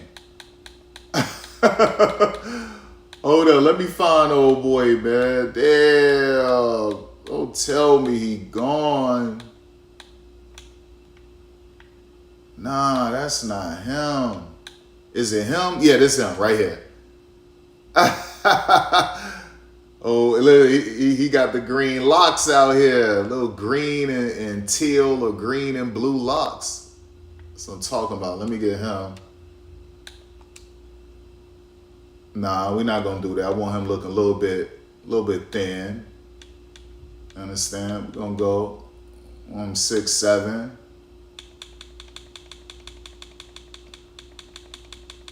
$195. Understand? Do it like that. Do that. They don't let you get crazy gear like Madden, but we'll figure it out. Let me put him in that freaking. We're gonna put him in that little windbreaker, windproof, waterproof windbreaker. And we're gonna put him in some greenies. And they won't let me pick the shoes. So this is how we doing it. This is how we doing it. EMU all day, every day. Lego. You said, is it you or Tiara not playing for Turkey this year? Nah, I seen her. No. Tiara's playing for she in the EuroLeague for Fenerbahce. She's over there. She's playing with Kayla McBride and the rest of them over there. Stewie and all of them. She's playing on that team. That team is loaded. Yeah. But are you talking about like Turkey for what, the Euro Cup qualifiers or something like that? Or Turkey for the World Cup when it happens? She has dual citizenship, so she's a citizen of Turkey and the U.S. So I would think so. I would think she would be playing for them. I would think she would be playing for them. Let me get my schedule right. Let me fix all of that. Actually, let me see something. Interesting. I like to take a bye before I get into season plays. All right, great. That's what I like to do. So we use this for recruiting, and then I'll do these three, and then I'll come down here and put a game down here. Or no, we'll put a game right here. That's what we'll do. We'll do that. All right. So we'll start out testing the number one team in the country in Texas. We'll slow it down a little bit, but I want them ranked. Can't mess with them, not yet. Let me see, Kansas. We'll do BYU. We'll do that one. Let me go back to a 4-star. I gotta find someone that's. Let me see. We'll go to Penn State, Nittany Lions. And this has to be substantial to make sure I get in the college football playoffs. We'll battle Notre Dame. We'll go visit South Bend, Indiana. All right. So when you're at a small, not a respected non-P4 conference like the MAC, you got to get that schedule right. So if I win out, even if I lose to one of those ranked teams or two of them, if I beat the other two and win out plus win my conference, I'll most likely still make the college football playoffs. So you got to set it up that way. You said Fiba. Yeah. Okay. Nah, all Lakers, they haven't. Not yet. Got to be smart about that CBA, WNBA. The players are being greedy, right? They want to come out saying, we fleece this league, we run this league. It's just disgusting, immature women, very callow women, selfish, greedy. And Kathy is nervous as hell, trying to look out for the partners and the new owners and Russian. So it's sad what we're witnessing, just being duped by a bunch of greedy chicks, man. It's grotesque. Let me get this right. So what we'll do, we'll check the pipeline first. Let me get me a QB. I don't know if I'm getting him. I really don't want a pocket passer. Let me find who's interested. The lowest I'll go is a 3-star. So he's a backfield creator, improviser. I like his height. I could beat out these 4 teams, so we'll target him. Got me 6 on his list. Another backfield creator. We'll target him. All right, let's move on to halfback. We got a 4-star. He's interested, and we could beat out those 4 teams. He's a physical runner, so we'll target him. This is a 3-star backfield creator. I could potentially beat out those teams, but that's not attractive enough. So then you go to recommended. And we got one right here. Oh, that's the same one. Now, you go to 4-star. Just go straight up 4-star.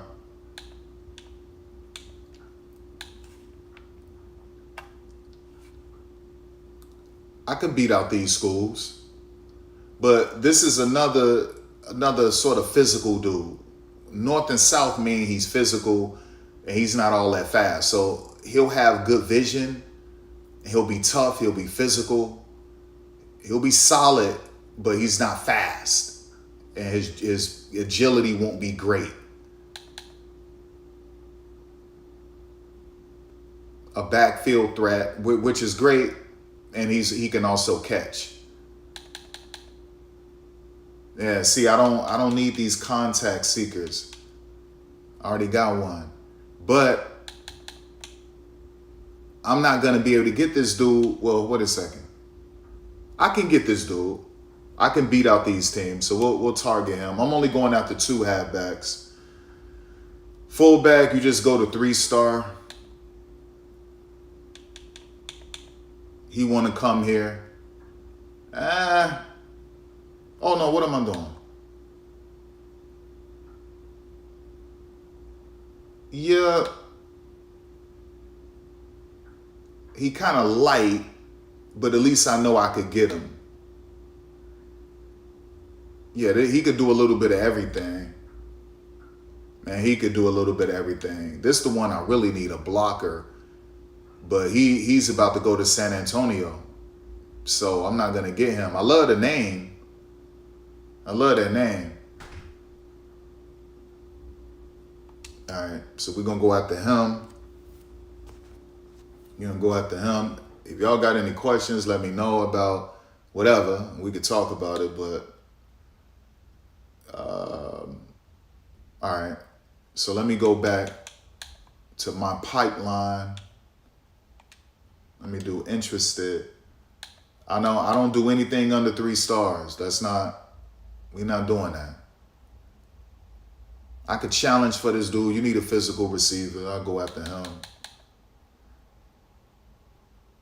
You need elusive route runners, but I'm not going to be able to get him.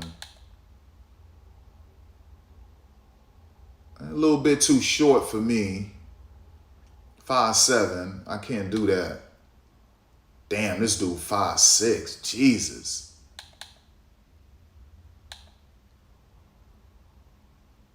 I don't know if I can do that.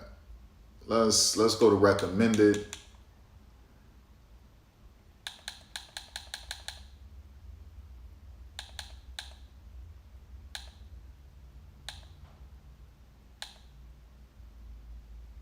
Man, these boys short as hell.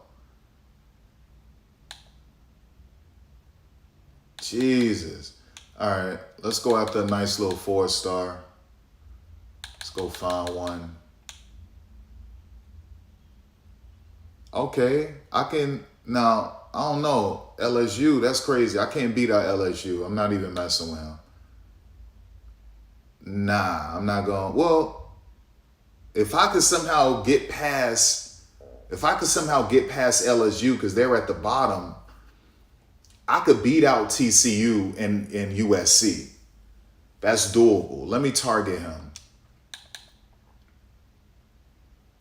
This is doable. It's doable. It's possible. I can beat out Ole Miss and Michigan State. That's possible. All right, let's move on. Let's go back to pipeline. I need one tight end. All right, we third on his list. That's great. We'll get him.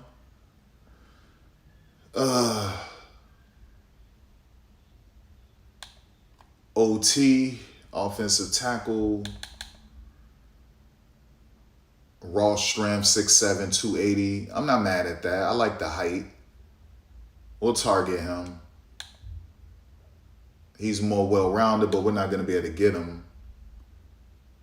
I'll target him too. I'm only going after 2. We need 5. I'll go after 2. Let me see. Cole Blanding. I could beat those teams out. I can catch him. I'll target him. Yeah, that 3. Yeah, that's serious. 323. That's serious. But I'm going to go after him because I want my O-line to be a little bit lighter. So I'm going after him. We don't need a center. But I'm going after him anyway. Edge rusher. Good. That's what I needed, a speed rusher.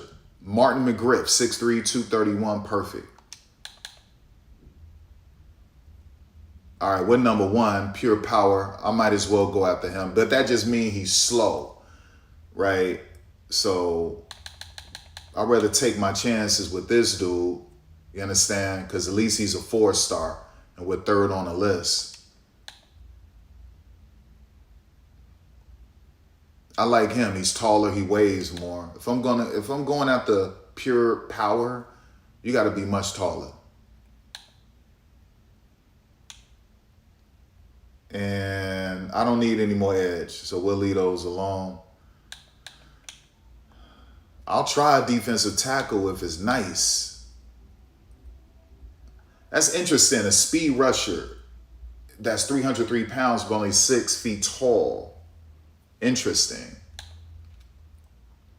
Now this is what I like. 6'4", 288.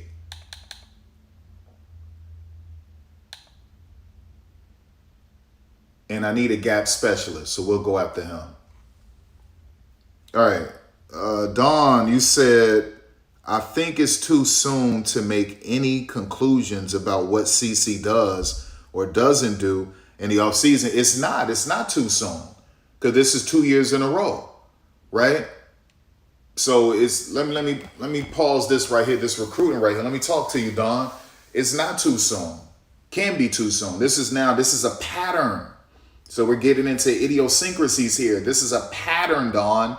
Last offseason, she didn't do anything. What happened in 2024? Injuries and poor performance.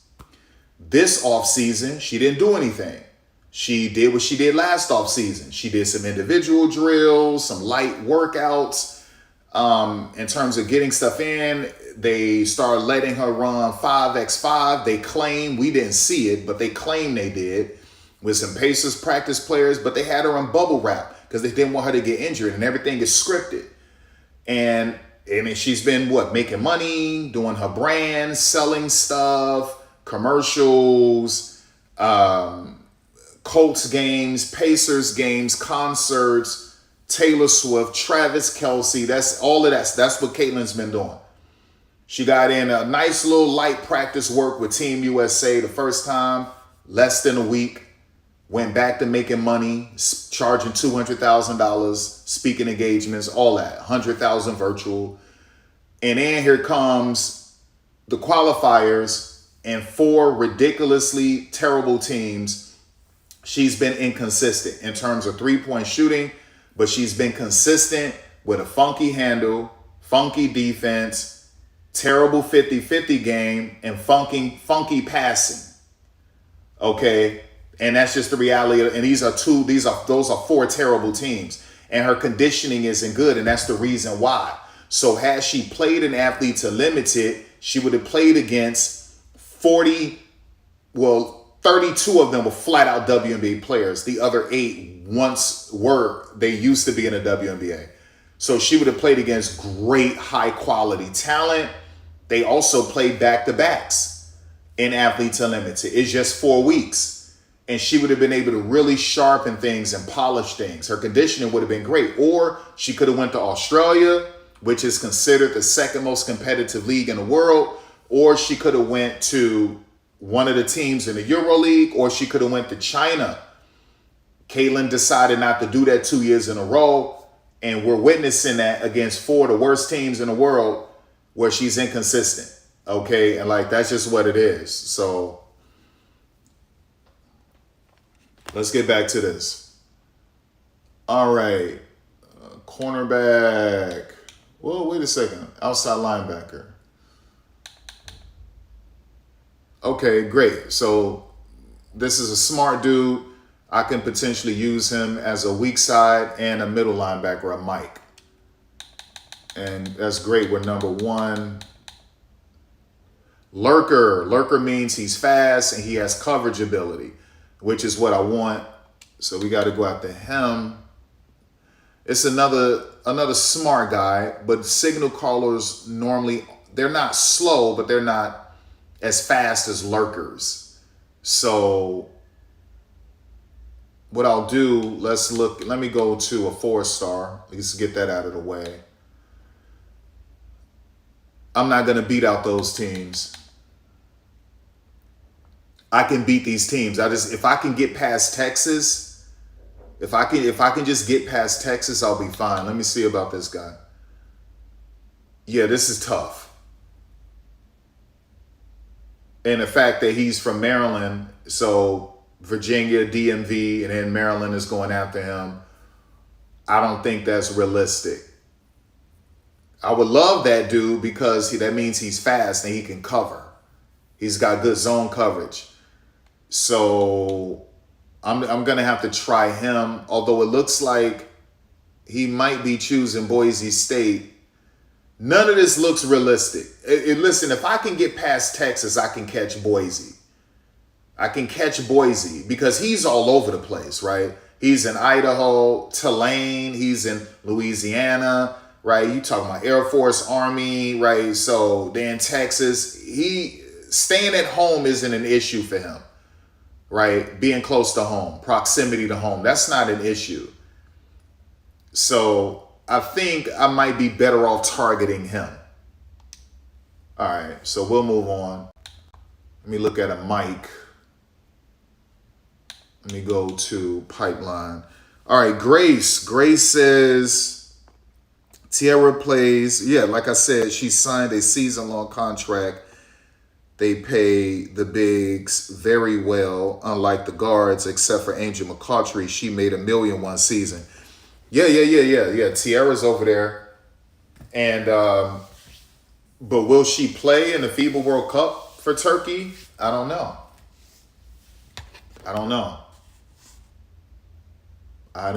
man. I don't know. Signal caller. Let's go after him. 6'2", 234. That's all I needed was one. That's all I needed was one. All right, cornerback. We need two. We're number one. Okay, so he's good in zone. He's a smart dude. 6'2", 198. Let's go get him. This means he's pretty fast, boundary. So, and that's good height and speed. So let's go after him. All we needed was two. All right. Great. So we move on. We need 3 free safeties. Great. That's what we need. He's great with zone. Pretty solid speed. Yeah, he's a hybrid, which is good. He can play free safety, strong safety. That means he's good in the run game and he's good in coverage, but they're normally not really all that fast. So I'm going to go after a 4-star.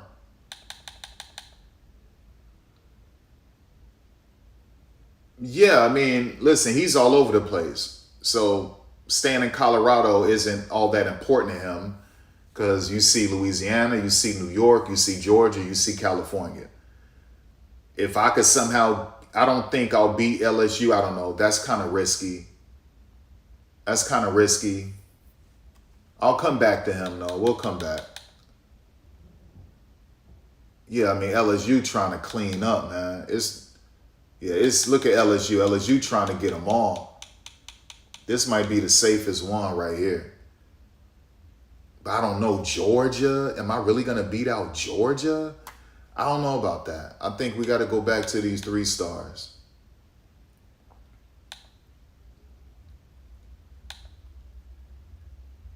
I think we got to go back to these 3 stars.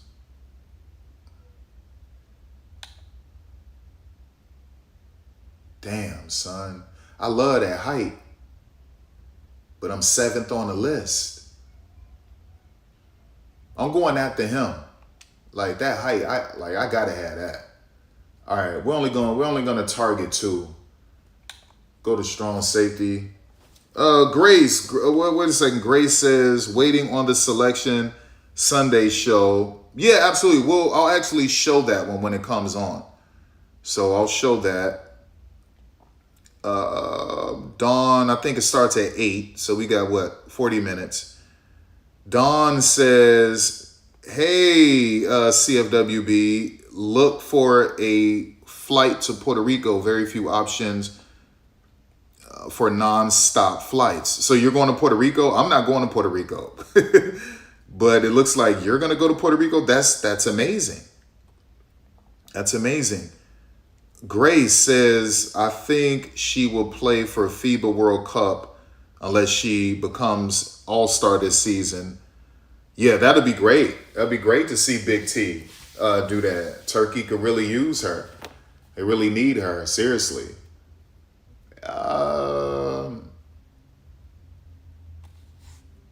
Didn't we already target this dude? Or is this another 6? Oh, he's 193. Yeah, let's go after him. I also want one who can cover, but I might as well go after this dude. We need one more. I need someone with a little bit more speed, or like, it's just all of these. Yeah, like, let me go after this dude. But look at LSU. Look at LSU. LSU trying to take everyone, dog. Like, I need a coverage specialist, LSU. Listen, I can steal him from LSU if I tell him he's going to start. LSU will never let a 3-star start. In Colorado, Texas A&M, Duke, they're not going to do it either. Now, Rice will say, well, I'll make you a starter. But the other 4 teams, he's not going to. So I can, and literally, he could see himself starting with us. So I'm only going after 3. And I don't like my kicker and punter. I like my kicker. I don't like my punter. So let me go after a punter. We'll just do We're not going to find any 4 stars. So we're second on this list. This is great. I normally like power punters. Great. So I'm going after him. See, the power will get you out of sticky situations. Accuracy is great, but power is key. So I'm going after him. Let me see what kind of kicker they have here.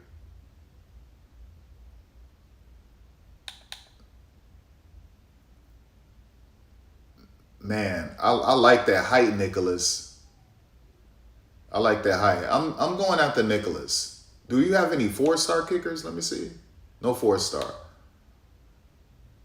So we're gonna go after Nicholas, and then I need to look for an athlete. Power rusher, I love that. 6'6", 256.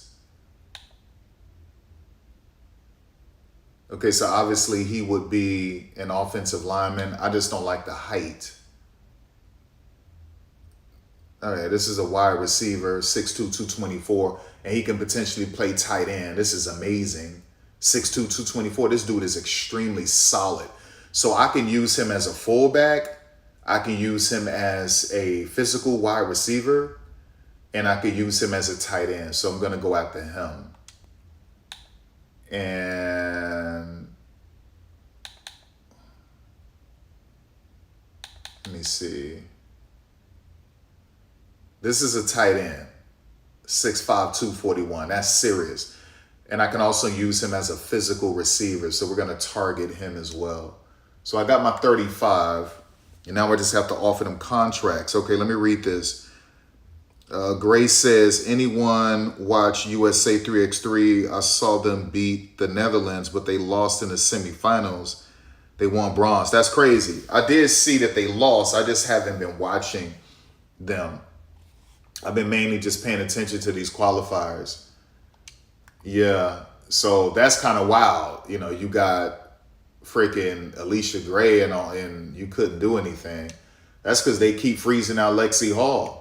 Lexi Hall paid more dues than all of them, really. And they just keep freezing out Lexi, man. They need Lexi. They need Lexi, man. See, I should be able to assign these scholarships in bulk. So there should be an option that says select all. So they need to clean that up. Let me just offer these scholarships real quick. Dawn says, I'm all for criticism of CeCe's game. She has a lot to work on. I appreciate some of your takes, but then you start getting, wow, well, Dawn, you can't control me. Right? I do what I do. I say what I say, right? Like, I am so much more than what I am. And that's just how it is. Like, everything isn't going to be curated to please you. You understand? So, you know, that's just what it is. Okay, some people like honey mustard. Some people like spicy mustard. That's what it is. You know? So I'm going to say things that's going to rub you the wrong way. And then I'm going to say things that's going to just make you feel very comfortable. It's something that you like. And it's just the way it is, man. Like, this is how it is. But at least everything I'm giving you is the truth. Now, I will say some things that will crush some of these CeCe fans, and some of it is vulgar and is wild, and that's okay for me. And it may not sit well with you, but it's okay for me. So if I try to tailor everything so that I don't step on toes and I'm walking on eggshells with my commentary, with my takes, with my honesty, with my truth, with the facts, then I'm not being authentic. You understand? And at that point, the message is tainted. It's diluted. It's tainted. There's degradation there. So my message is it's going to reach who it's supposed to reach 100%. And then with other people, it'll rub them the wrong way and they won't receive it all. And some of them, they'll run away. But those who can handle it, those are the ones who will become stronger and more aware, more wise, more knowledgeable, and they'll have more impact, right? So like, that's the situation.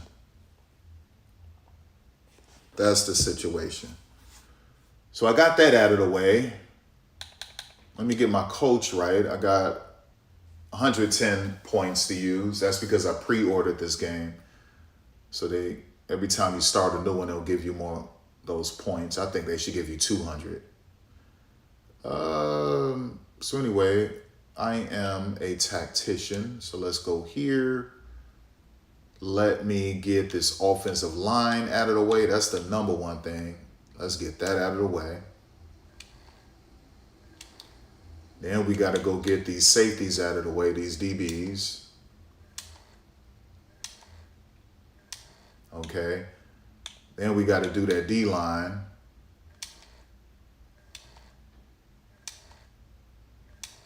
And then the rest goes to this kicker. Because that you need this. The accuracy that's necessary to get you out of sticky situations. And then we can't use those 6 points. Not just yet. So now I have to go to team and I have to view roster and I'm going to get rid of, or actually I have to red shirt certain ones. So let me do that. Let's red shirt the weaker ones so they don't hurt my roster. Let me see. Okay, yeah, so we red shirt those. Let me red shirt him, please. Can I red shirt him? All right. All right. Running back. All right, well, I guess we're going to keep all of them.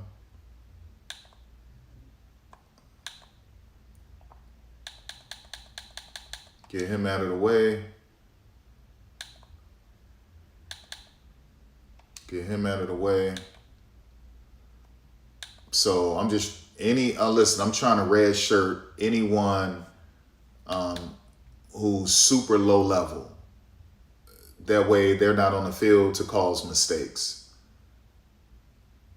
I may have to get rid of that dude. It just depends. Let me see. All right, he's gone no matter what. He's gone no matter what. All right, Grace says USA women's basketball 3x3 lost to that team, Azerbaijan, and they have Tiffany Hayes and Carter, both WNBA players. It makes sense how USA women looks tired watching the game right now. Interesting.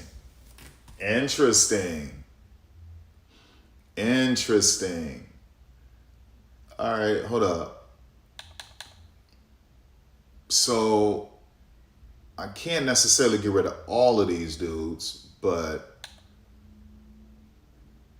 I am going to get rid of him and I'm going to get rid of him and I'll keep this guy. I don't really want to. Actually, I'm not. 6'1", 232, no.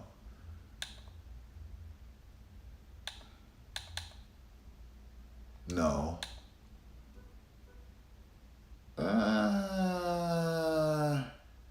like the 245. He's not going to do anything for us, but I'm not mad at the 245. Let me keep him around just in case. Actually, no. No, let's get rid of him. Let's get rid of him. Defensive tackle.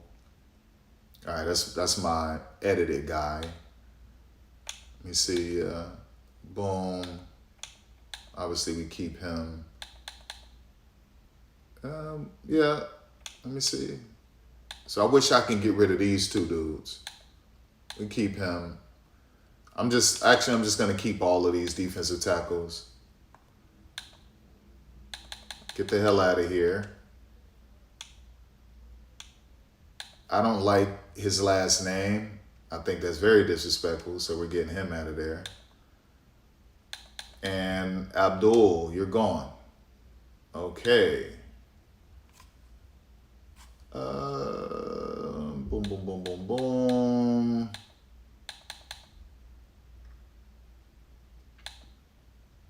Let me get you up out of here.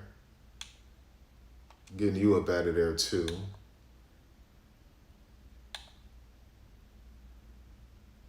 I'm getting you, even though you're a 68, let me see your zone.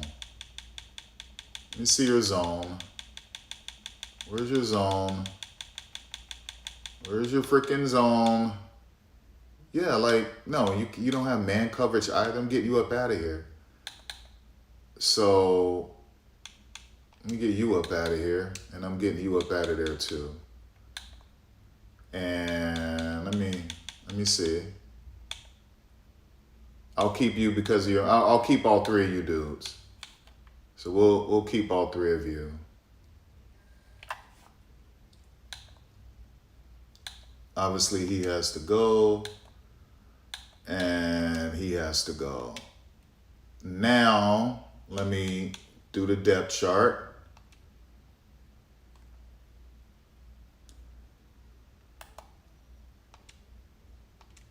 Do the depth chart.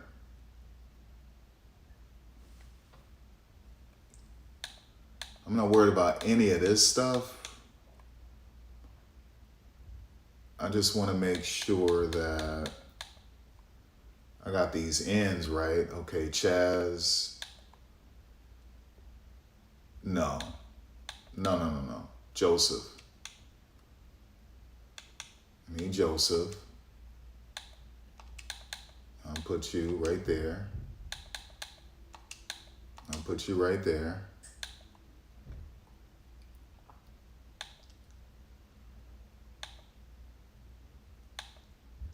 All right.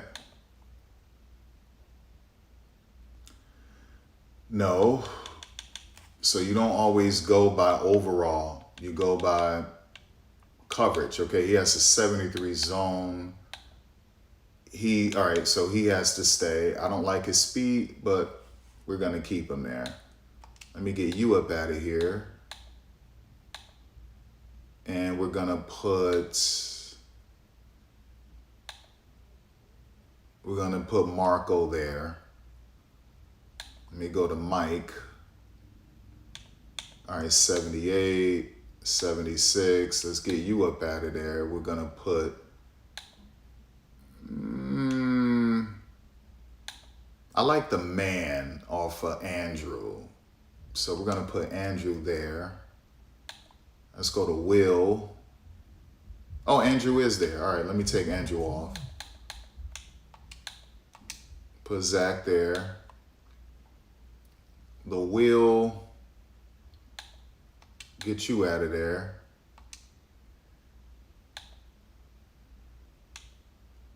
Andrew, do I really want Andrew here? Yeah, why not? Actually, no. We'll put Marco there. And get you up out of there. And let me see. Yeah, we'll do that. All right, almost done. Almost done, you guys. I got to get this right. Okay. See, we're running a 3-2-6. So I want, when you have a weak team like this, you need as many defensive backs on the field as possible for speed and coverage ability and a potential to get an interception to run it back, okay, to help the offense out with scoring, right? So normally when you play for a weak program like this, your linebackers are slow and terrible. Your defensive line isn't good. And so the only thing that can save you is speed and potential turnovers. And so you need to have as much speed on the field as possible. And that speed can only come from your defensive backs. And so until you're able to recruit quality 4 stars and 5 stars, you have to have speed on your defense. And you should go with a 4-2-5 or 3-2-6. So that means 3 defensive linemen, 2 linebackers, 6 defensive backs. The 2 linebackers, preferably you want to find 2 of them who are the fastest but yet can cover. So it's essentially you have 8 defensive backs on the field, which is what you want, right? And all of that'll change once I start getting better 4 and 5 stars. But right now we're just like going through it. Okay, so I'm not mad. Let me get him up out of here. We'll move him up. And let me get him up out of here.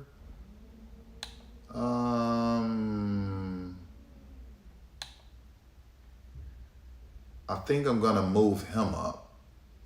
Yeah, we'll move him up. Actually,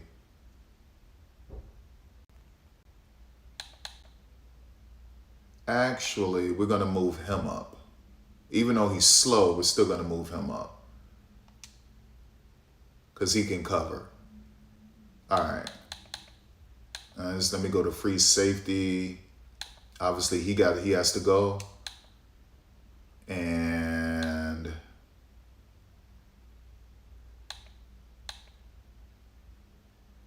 I'm gonna put him there.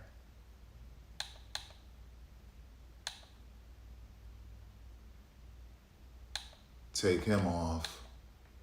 Move him up. I like his speed, so we're gonna keep him there. I already know who my kicker and punter is. I'm not worried. I don't care about this. I don't care about that. I know they do all of this right. That's not an issue. I just want to make sure. Okay. Right. What are we doing? All right. Now this is key right here. This is important. Okay. I'm not mad. I'm not mad at that, but I want to go. I want to be safe with better man. All right. So we're gonna take him off. Put him right here. And then I'll bring him back. Actually, I won't. I'm gonna put him up. And then I'll bring him back. We'll put him there. Right? So like I'm thinking about dime packages, dollar, a nickel, things like that. Yeah, he has to go. Move you up. Get you up out of here. I got to go to guys, obviously, who aren't starting. And I'm going to put you right there. Actually, I'm not. I'm going to put Barry. We'll put Barry right there. All right, so this is copacetic. Right. So you wanna like look also for change of direction and short routes, but this is fair. So yeah, so that's it. So I got all of that situated. Okay, let me read some of this. Don says, when are people going to learn that those people on YouTube or Twitter are trolls? They aren't fans of women's sports. Real fans of Caitlin Clark know that those ridiculous channels do more harm than good. That's true, Don. Don also says, but sure, wow, if Caitlin Clark doesn't do something about the toxicity on social media, she deserves to get hurt. I can't with these takes. See, that's like, you just don't understand. There's consequences for everything, cause and effect. There's consequences for everything, right? And so, like I said before, if you are silent, you're complicit. Caitlyn knows that all of this toxicity is out here on podcasts, YouTube, social media, even on television. It's all out here. With one post, Caitlin Clark could quell so much of this, especially if Caitlin Clark went on Angel Reese's podcast, or if Caitlin Clark hosted a Twitter space, or did IG Live or TikTok Live, or put something in her IG story, or just a flat out post, a tweet, asking her fan base to tone it down, to stop it. All she has to do is do that. It's very simple. She doesn't do it, which makes her complicit. So people are really getting hurt. And there are players getting death threats as well. So we know death threats are out there. We have people trolling and bullying Stephanie White like they did Christy Sides, all up in her DMs. They're doing the same thing to Stephanie. They're sending death threats to players. They're belittling and demeaning and being mean-spirited and cruel to her teammates and just women in the W, including non-white people. Or even if you're a lesbian, no matter your race, they're doing that too. They're calling them woke, DEI, they check the boxes, they're a bunch of lesbians. All of this is nasty stuff. Nasty. And it's not getting better. They're even worse when Caitlyn performs well. Like they really get mean when she has great performances. When she doesn't have a great performance, they get mean and they blame everyone else, including the coaches. So none of this has gotten any better. Okay? It hasn't gotten better since after the tournament in 2023. It hasn't gotten better after her rookie year. Off season, it didn't get better in 2025. Off season now, it's not getting better. When she had a bad game against Puerto Rico, they blamed her teammates. They blamed Stephanie White and Kara Lawson. Even though Stephanie White isn't the head coach, they still found a way to blame Stephanie. It's just not getting any better, you guys. It just isn't.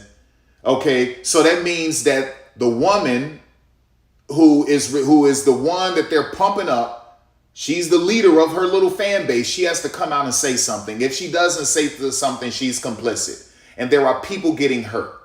Right? There are people getting hurt.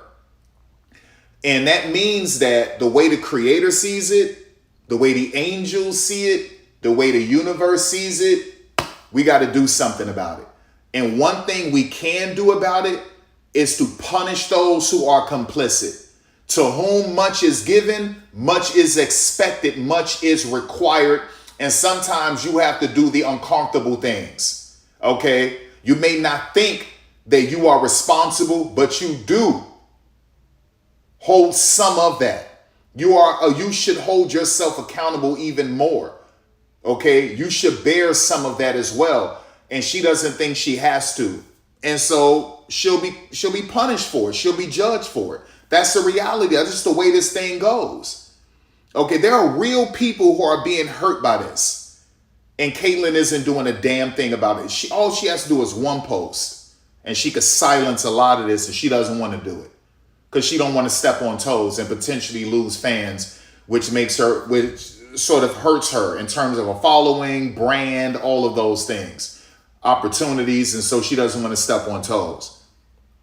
That's the reality of it. So that's just how it is, man. That's just how it is. Okay, Grace says, shoot. Breonna Frazier, who played for Seattle Storm, I mistaked her for Tiffany Hayes. My bad.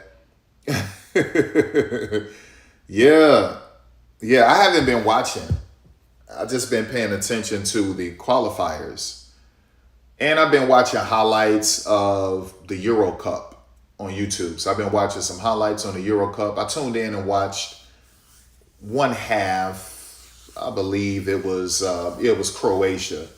So I watched one half of Croatia, and that's really it. All right, so there's that. Okay, so we got 13 minutes until the show comes on. So let's get past this week.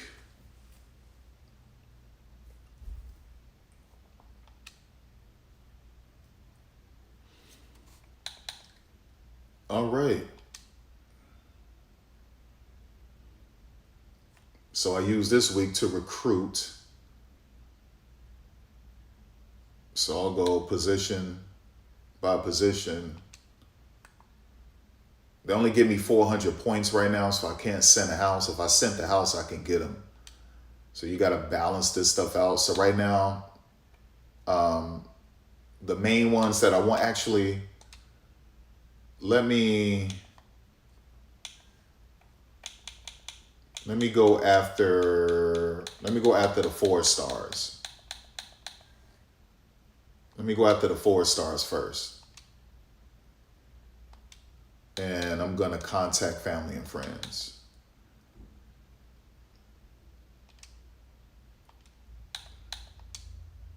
So let's target the 4 stars first.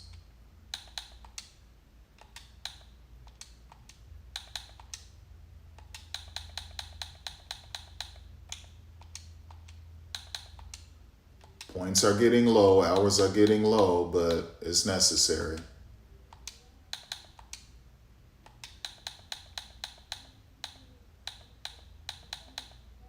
All right, that's great. All right. So we just offer 10 to everyone else until we run out, and then we just got to start offering 5s. Just de-contact them through, somehow let them know we're searching in social media. I'm in a comment saying great game, you know, all of that stuff, right?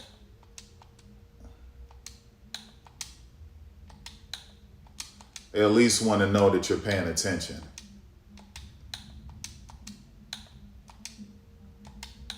All right.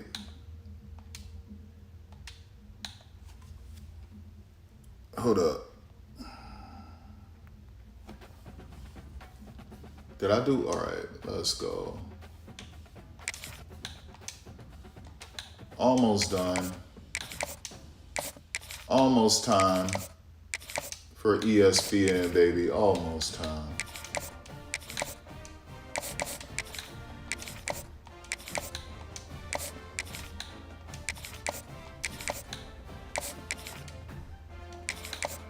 I might could make it through. I don't know. I'm only good enough for 10 more. So obviously that kicker and punter, they're gonna get 5. Oh, I didn't. Oh, okay. I was about to say. Cupboard is bare, baby. Cupboard is bare. It's getting there.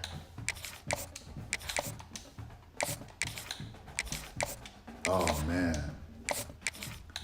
All right, so I got to start just offering just straight up 5. I don't even think I'll be able to target the kicker and punter. Not this week. And I'm going after that athlete first. Which one I want to go after first? Trey. I think I do want to target Trey, but Deontay is pretty serious, man. I could use him as a fullback, running back, tight end, wide receiver. So let's use that last 5 on him, and we'll figure it out. We'll figure it out. We will figure it out. All right, so let's skip this week. Skip that week.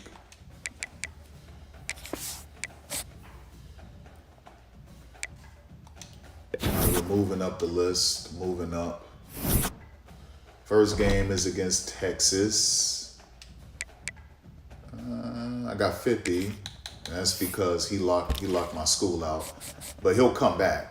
That's not an issue. He'll come back once we start winning. He'll put me back on the list. So we freed up some points where I could then target these guys.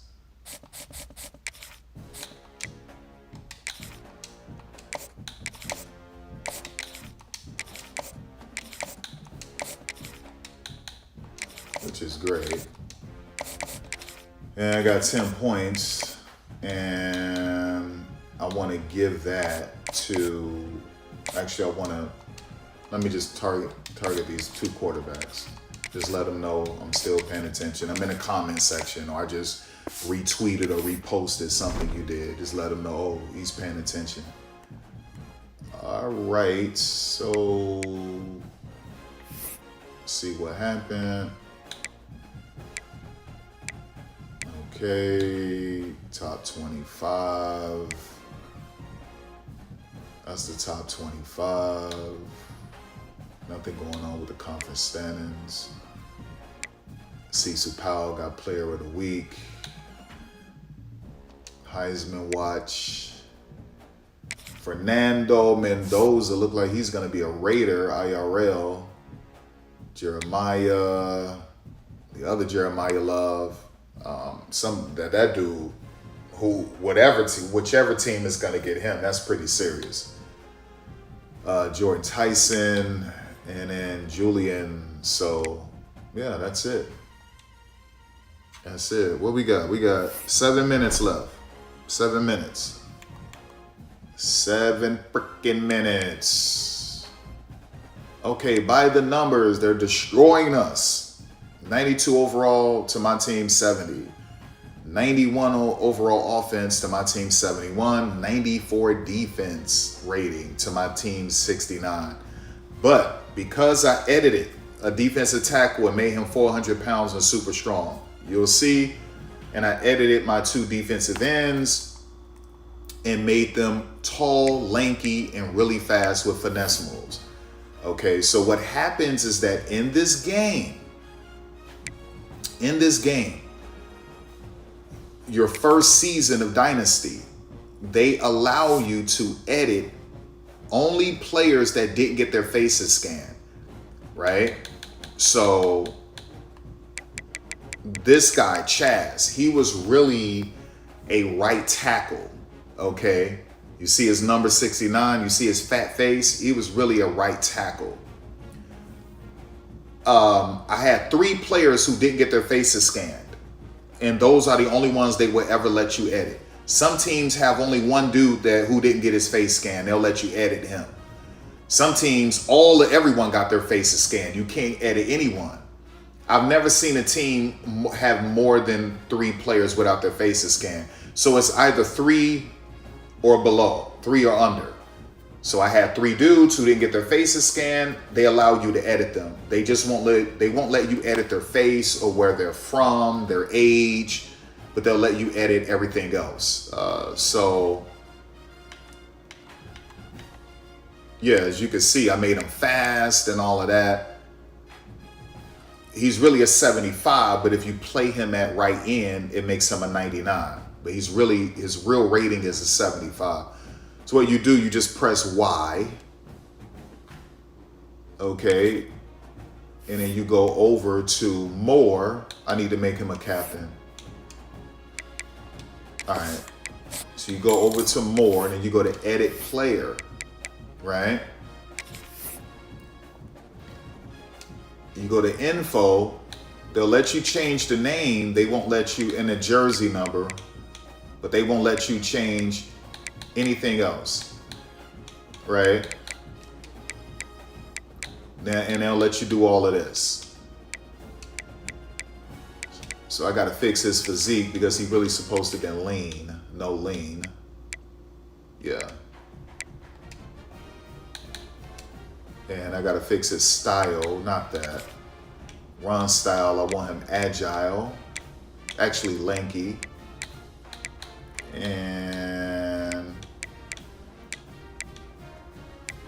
And that. All right, so we're done with that. Because if you edit them before you start a dynasty, they won't let you fix style, and they'll give them the weight that they had before you edit them outside of dynasty. So you got to fix that. At least the body build, if you will. And this guy was a tight end, Jonathan Joseph Taylor. He was really a tight end. I believe that was the tight end. And I was able to edit him because he didn't get his face scanned. So like I said, you press Y. His real rating is a 74. You see, no. He was an offensive lineman. I think he was like a left guard or something. He was an offensive lineman. That's why you see his weight like that. because I edited him before I started Dynasty. I made him thin. But once they enter Dynasty, they'll give him back their original weight. And then you got to come here and fix that. Right? So go to appearance, and then I'll make him lean. Like, these guys are super thin, and that justifies my speed I gave them. He's 6'10", 180. These are like Kevin Durant playing defensive end, right? But he's skilled. And so but I want him to run agile. I want him to run agile. All right. Same thing. Done with that. And then I think this guy was the tight end right here. The defensive tackle. I think he was the tight end. Yeah, he was the tight end. But you see, he was a junior. This guy really exists. I changed his name to Razzie Reynolds, but he didn't get his face scanned, so they allow you to edit him. So you see, like, this guy got his face scanned. This is his real name in real life, IRL. So watch this. You press Y, Donovan Green, that's really his face. Go to edit, you can't do anything. Watch this. See that? You can't do the name, you can't do anything. You can't do their ratings. You see that? You can't touch anything. You can mess the only thing you can do is their gear. I don't know if they'd let you do you can't do their style. Nothing. They'll just let you do their gear. That's it. So they'll let you do the gear, and that's all. They won't let you touch anything else.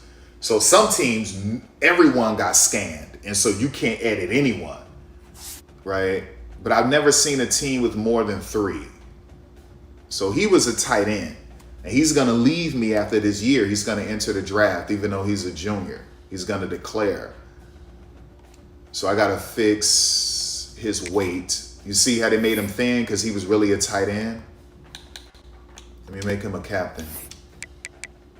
All right. And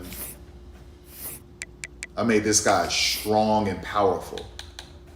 So these 3 guys are going to help me win a lot of games. Just 3 dudes. That's why I'm saying I'm playing Texas, but I'm probably going to beat Texas, right? Because they don't have anyone who can handle this dude. He's 6'9", 200.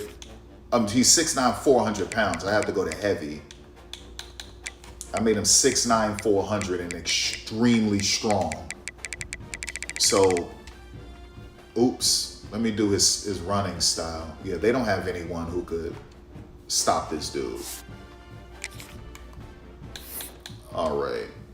All right, it's 8 o'clock. Let me just get them out of the way, and then we could watch ESPN. Hold up. Go to style, run style, heavy. That's what we want. And that's what we want.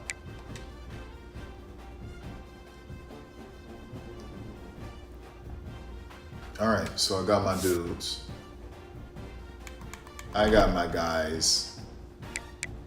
And let me save this.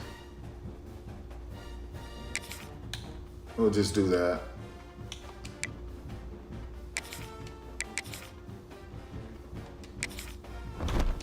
Back out. All right. Let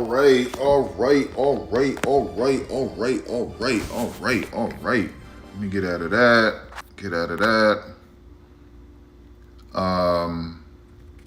And I don't know if they'll let me show it through YouTube TV.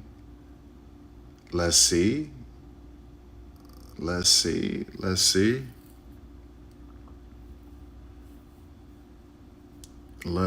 If not, then I gotta put the camera at the TV. So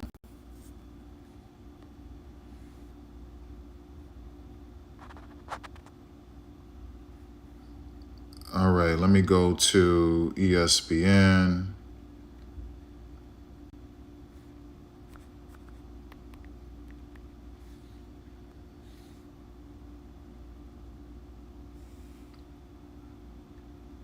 me see. Let me see.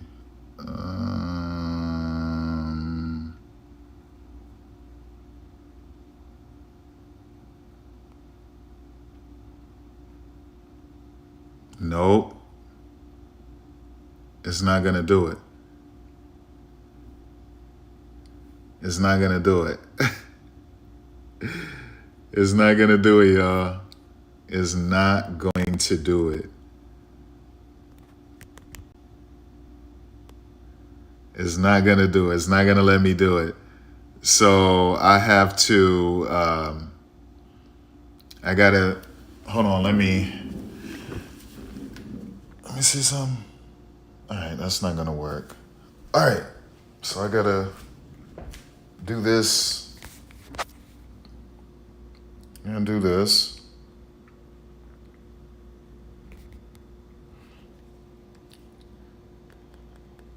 Put it on the TV. Get out of that. And yeah, this thing has got to be vertical because I don't think they're going to let me do landscape. So it's going to look different, but for people who don't have ESPN, you know, it is what it is. Like, what the hell is this? Dude, like, cut it out. All right. Let me go to ESPN. All right, there we go, ESPN. All right. Been talking about it all week. Who is number one overall? Is it UConn? Is it UCLA? Yeah. Conference championships certainly added a dramatic effect as we look forward to the number one overall seeds. To where teams will land tonight, we're moments away from knowing the 68 teams that still have a national title aspiration. Before that, the tournament goes through Fort Worth and Sacramento for regionals, and the last four standing will meet in Phoenix, Arizona. The semis, April 3rd on ESPN, and the champ will be crowned 3 weeks from today on ABC. A lot of basketball to be played before then, and we begin finding out those matchups right now. Let's go! The number one overall seed is the UConn Huskies, making their 37th NCAA appearance, all consecutive, of course. Today, what stands out to you about what UConn was able to do this season? UConn women's basketball is not simply excellent, they are the standard. They're led by the sharpest shooter in AZ FUT and the most versatile player, Sarah Strong, Big East Player of the Year. UConn hasn't just rolled, they've steamrolled, average margin of victory, 38 points per game. They will be taking on the UTSA Roadrunners in this matchup, their third NCAA tournament appearance, and look at them! They're in San Antonio. They got the cheerleaders there. They're excited. They're shocked. They're shocked. Very excited to take on the number one overall seed in UConn. I love you. 58 points per game this season. They're giving their opponents 58 points per game this season. You know I love a defensive team. Yes, we know that, sis. All right, let's look at the 8th seed here. That goes to the Iowa State Cyclones. Rebecca? Surprised? No, and I'm really excited to see Audie Crooks. This is a young woman who was second in the nation in scoring, second in the nation in field goal percentage. Addie Brown missed 11 games in the middle of the season. She's very important to them. And how about Jada Williams running the point this year, third in assists per game? All right, they will be taking on a 9th seed in the Syracuse Orange, making their 14th NCAA tournament appearance, the second in the last 3 seasons, and they are high. They're doing TikTok dances and stuff. I love that one. Oh, look at that. Get your dance on. They're very excited about that. All right, next up, the 4th seed, UNC, the North Carolina Tar Heels, their 33rd NCAA tournament appearance. They're excited. They got their pom-poms waving. I feel like they kind of expected this one. And they'll be taking on a 13th seed in Western Illinois.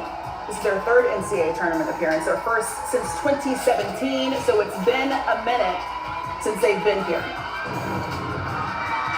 There they are. Nice, that's energy right there. Aww. 26 wins this season, tied for the most in program history. I'm here for it, and I'm here for the energy. All right, next up we have a 5 seed, the Maryland Terrapins. Charlie. The Terps kind of struggled a little bit down the stretch. Injuries made their depth a little bit of a problem. But this is a chance to reset. They wanted to be in that top 16, didn't quite get there, but they're going to have to go on the road and do some damage. I love that Maryland always has the trophies lined up right in front of it. You got it every year. Every year. And Coach Breeze always goes the hardest way in the center. Let me see something. Oh, I don't think it's going to do it. Is the Murray Racers for third NCAA tournament appearance, their second straight.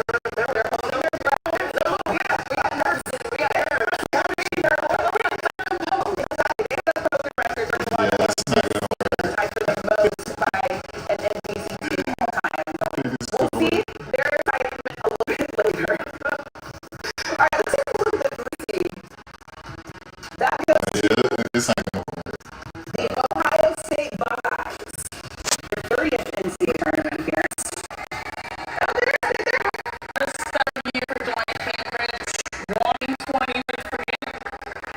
And they'll be taking on a 14 seed in Howard for their 7th NCAA tournament. Is Bella Alari still coaching? No. Bella was coaching at Georgetown.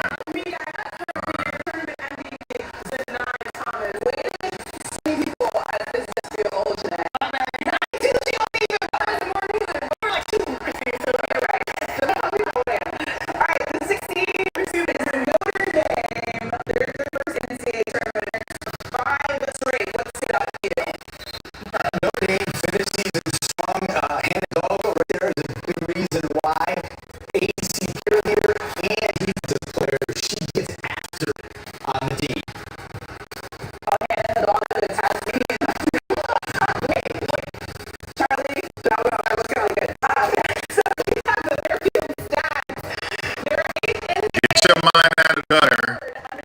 Get your mind out of the gutter.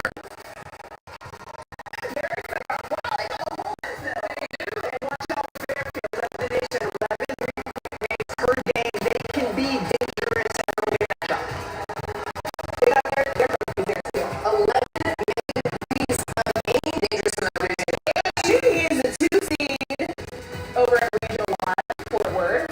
It looks like Andrea, they have a great season. This is a dangerous Vanderbilt team, and allow me to introduce you, if you've not been paying attention to SC basketball, to Kayla Blakes. Leads the nation in points, 27 points per game. That went up in a tough SEC conference. She averaged 30 points per game in SEC play. She makes this team go, but they're a complete team around her as well. All right, they'll be playing the High Point Panthers for their 3rd NCAA tournament appearance. Second straight, and all 3 appearances have come with bags. They are rolling deep over there. Very excited. Everyone's doing TikTok dance. You can have TikTok dance. Stay on TikTok. I know. How are you, Madden? You can do TikTok dance. Just that. All right, so they're very excited about that, as are we, as we look to the 7th seed, Illinois.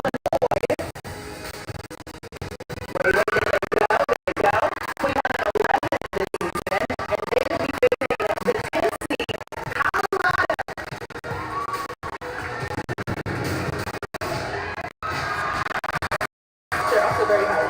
Yeah, they're in bucket. Yep. All right, guys, now we've seen the full list of this Fort Worth Regional 1. As we mentioned, UConn, the #1 overall seed in this region. When you look at the entire region as a whole, what stands out to you today? A potential collision course of probably the most pristine and efficient offense in UConn, dominant in almost nearly virtually every offensive statistical category, taking on potentially Michaela Blakes. Allow the world to understand her game, leads the nation scoring, so it's a collective versus sensational individual. That would be cool. But also the matchup of the coaches. We're talking about that potential matchup. Shay Ralph played at UConn. She was an assistant for, she went to 12 Final Fours. Anybody knows Wnba, it's Shay Ralph, so that'll be fun to potentially watch. Potentially, and the 2 best sophomores in the country. Sarah Strong for UConn, Michaela Blakes for Vanderbilt. Sarah Strong is the best player in the country. Michaela Blakes is probably the most important to her team's success. These are the 2 women right now vying for national players. Yeah, Michaela Blake's the number scorer. I want to back it around and Notre Dame Vanderbilt. Handheld Michaela Blakes, that one-on-one matchup. I cannot wait if we get that. All right, we'll see what we get in that region. Let's move on to the second region. Sacramento 1, the #1 overall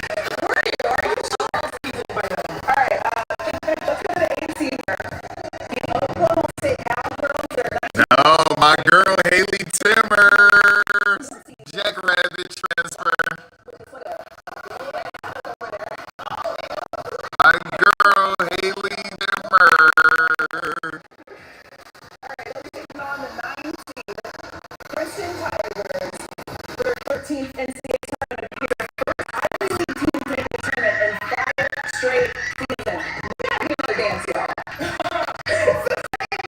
Every single time. All right, let's do the seed. Minnesota, their 11th NCAA tournament. It's their first since 2018. Chang won their has had to come down to the line with some real good size across the board for multiple positions, cover each other well defensively. and they'll be taking on Green Bay Phoenix, who, by the way, had 30 inches of snow today, and still, they still were able to do I'm sure it's very cold outside. I'm not gonna lie. That type of strength is going in the tournament. I was expecting Green Bay. Here. That goes to Ole Miss Rebels. Their 22nd NCAA tournament appearance is Coach Jalen Brunson. Hey, let's talk to you. I know Coach Logan have TikTok going up right now. Ole Miss is a battle-tested team by one of the most fierce competitors. Logan McMahon, who averages 20 points per game, might be the most 50 gifted player in the tournament. The SEC is color of the year. I like that Coach Jones is very good. They're going to be playing the Gonzaga Bulldogs for making their 16th NCAA tournament appearance, but they have made 8 of the last 9. All right, let's go to the 3 seed. The Duke Blue Devils and head coach Carol Wilson making their 28th NCAA tournament appearance. What stood out to you about what the Blue Devils were able to do this season, Charlie? What a story. From 3-6 to ACC champs and a 3 seed. Duke can be real dangerous. The way they defend, the way they can offensive rebound, and they probably feel like they should have been a 2 seed. A little chip on their shoulder, maybe. Probably. Yeah. Charlton is making the first ever NCAA tournament appearance at 27 wins this season. That's the most And 91-92, and the that's serious. 28 games in D2 in 98-99. That's more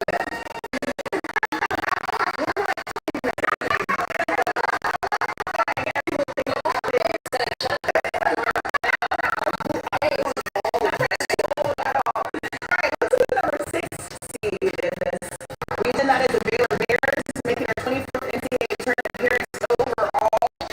Baylor had a pretty strong season this year. We have this out on our show, and she told us that she doesn't feel like they're getting enough respect. They have an opportunity to prove it here in this tournament. All right, they'll be taking on the 11th seed in Nebraska, Richmond, who are making their 18th NCAA tournament appearance overall. That's 4 in the last 5 years. Oh, they're high. They got a little delay, so it looked like it was a little effect on it. That's huge. That's your 6-11 matchup. All right, 2 seed in this region. That is the LSU Tigers. This is an LSU team that is playing offensively, led the nation in points per game at 95 points, chance points, and an electric backcourt. Caleb and Slush, they got to line range of full one when they get out in the open floor. So dangerous. They also had 1,100 games. Oh, dude!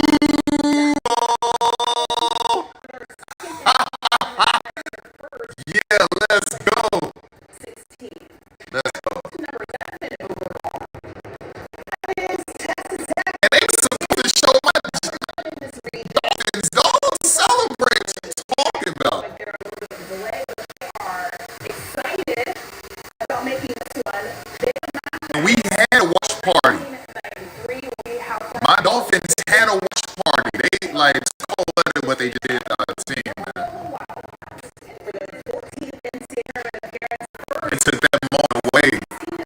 The Dolphins, y'all. That was a special moment, and they took that away from me because we had a watch party. Bracket that we've shown you so far. This is Rico to Sacramento. UCLA, the number 1 overall seed in this one.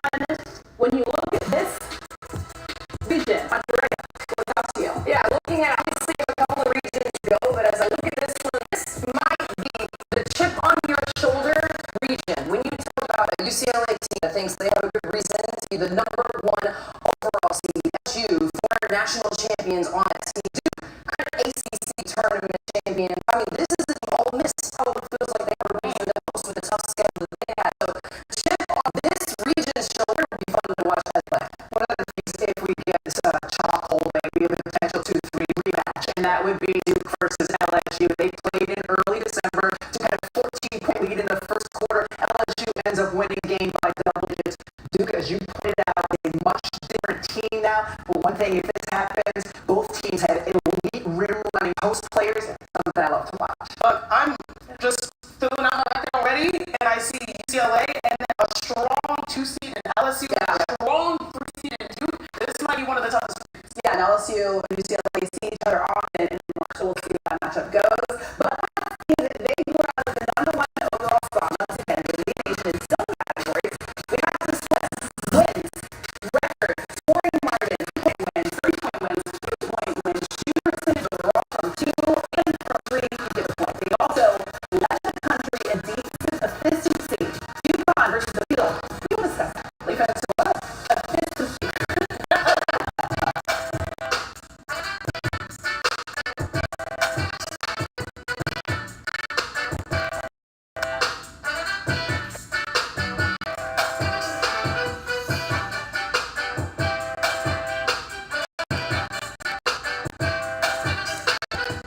The NCAA is presented by Capital One.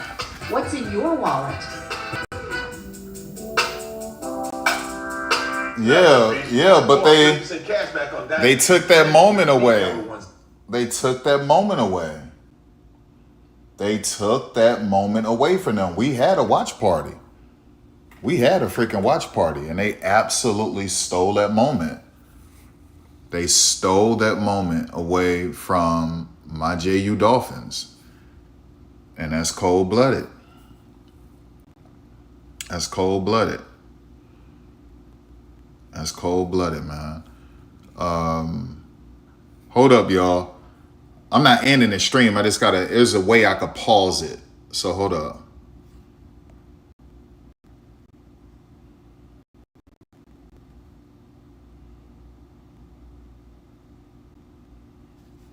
Whoa.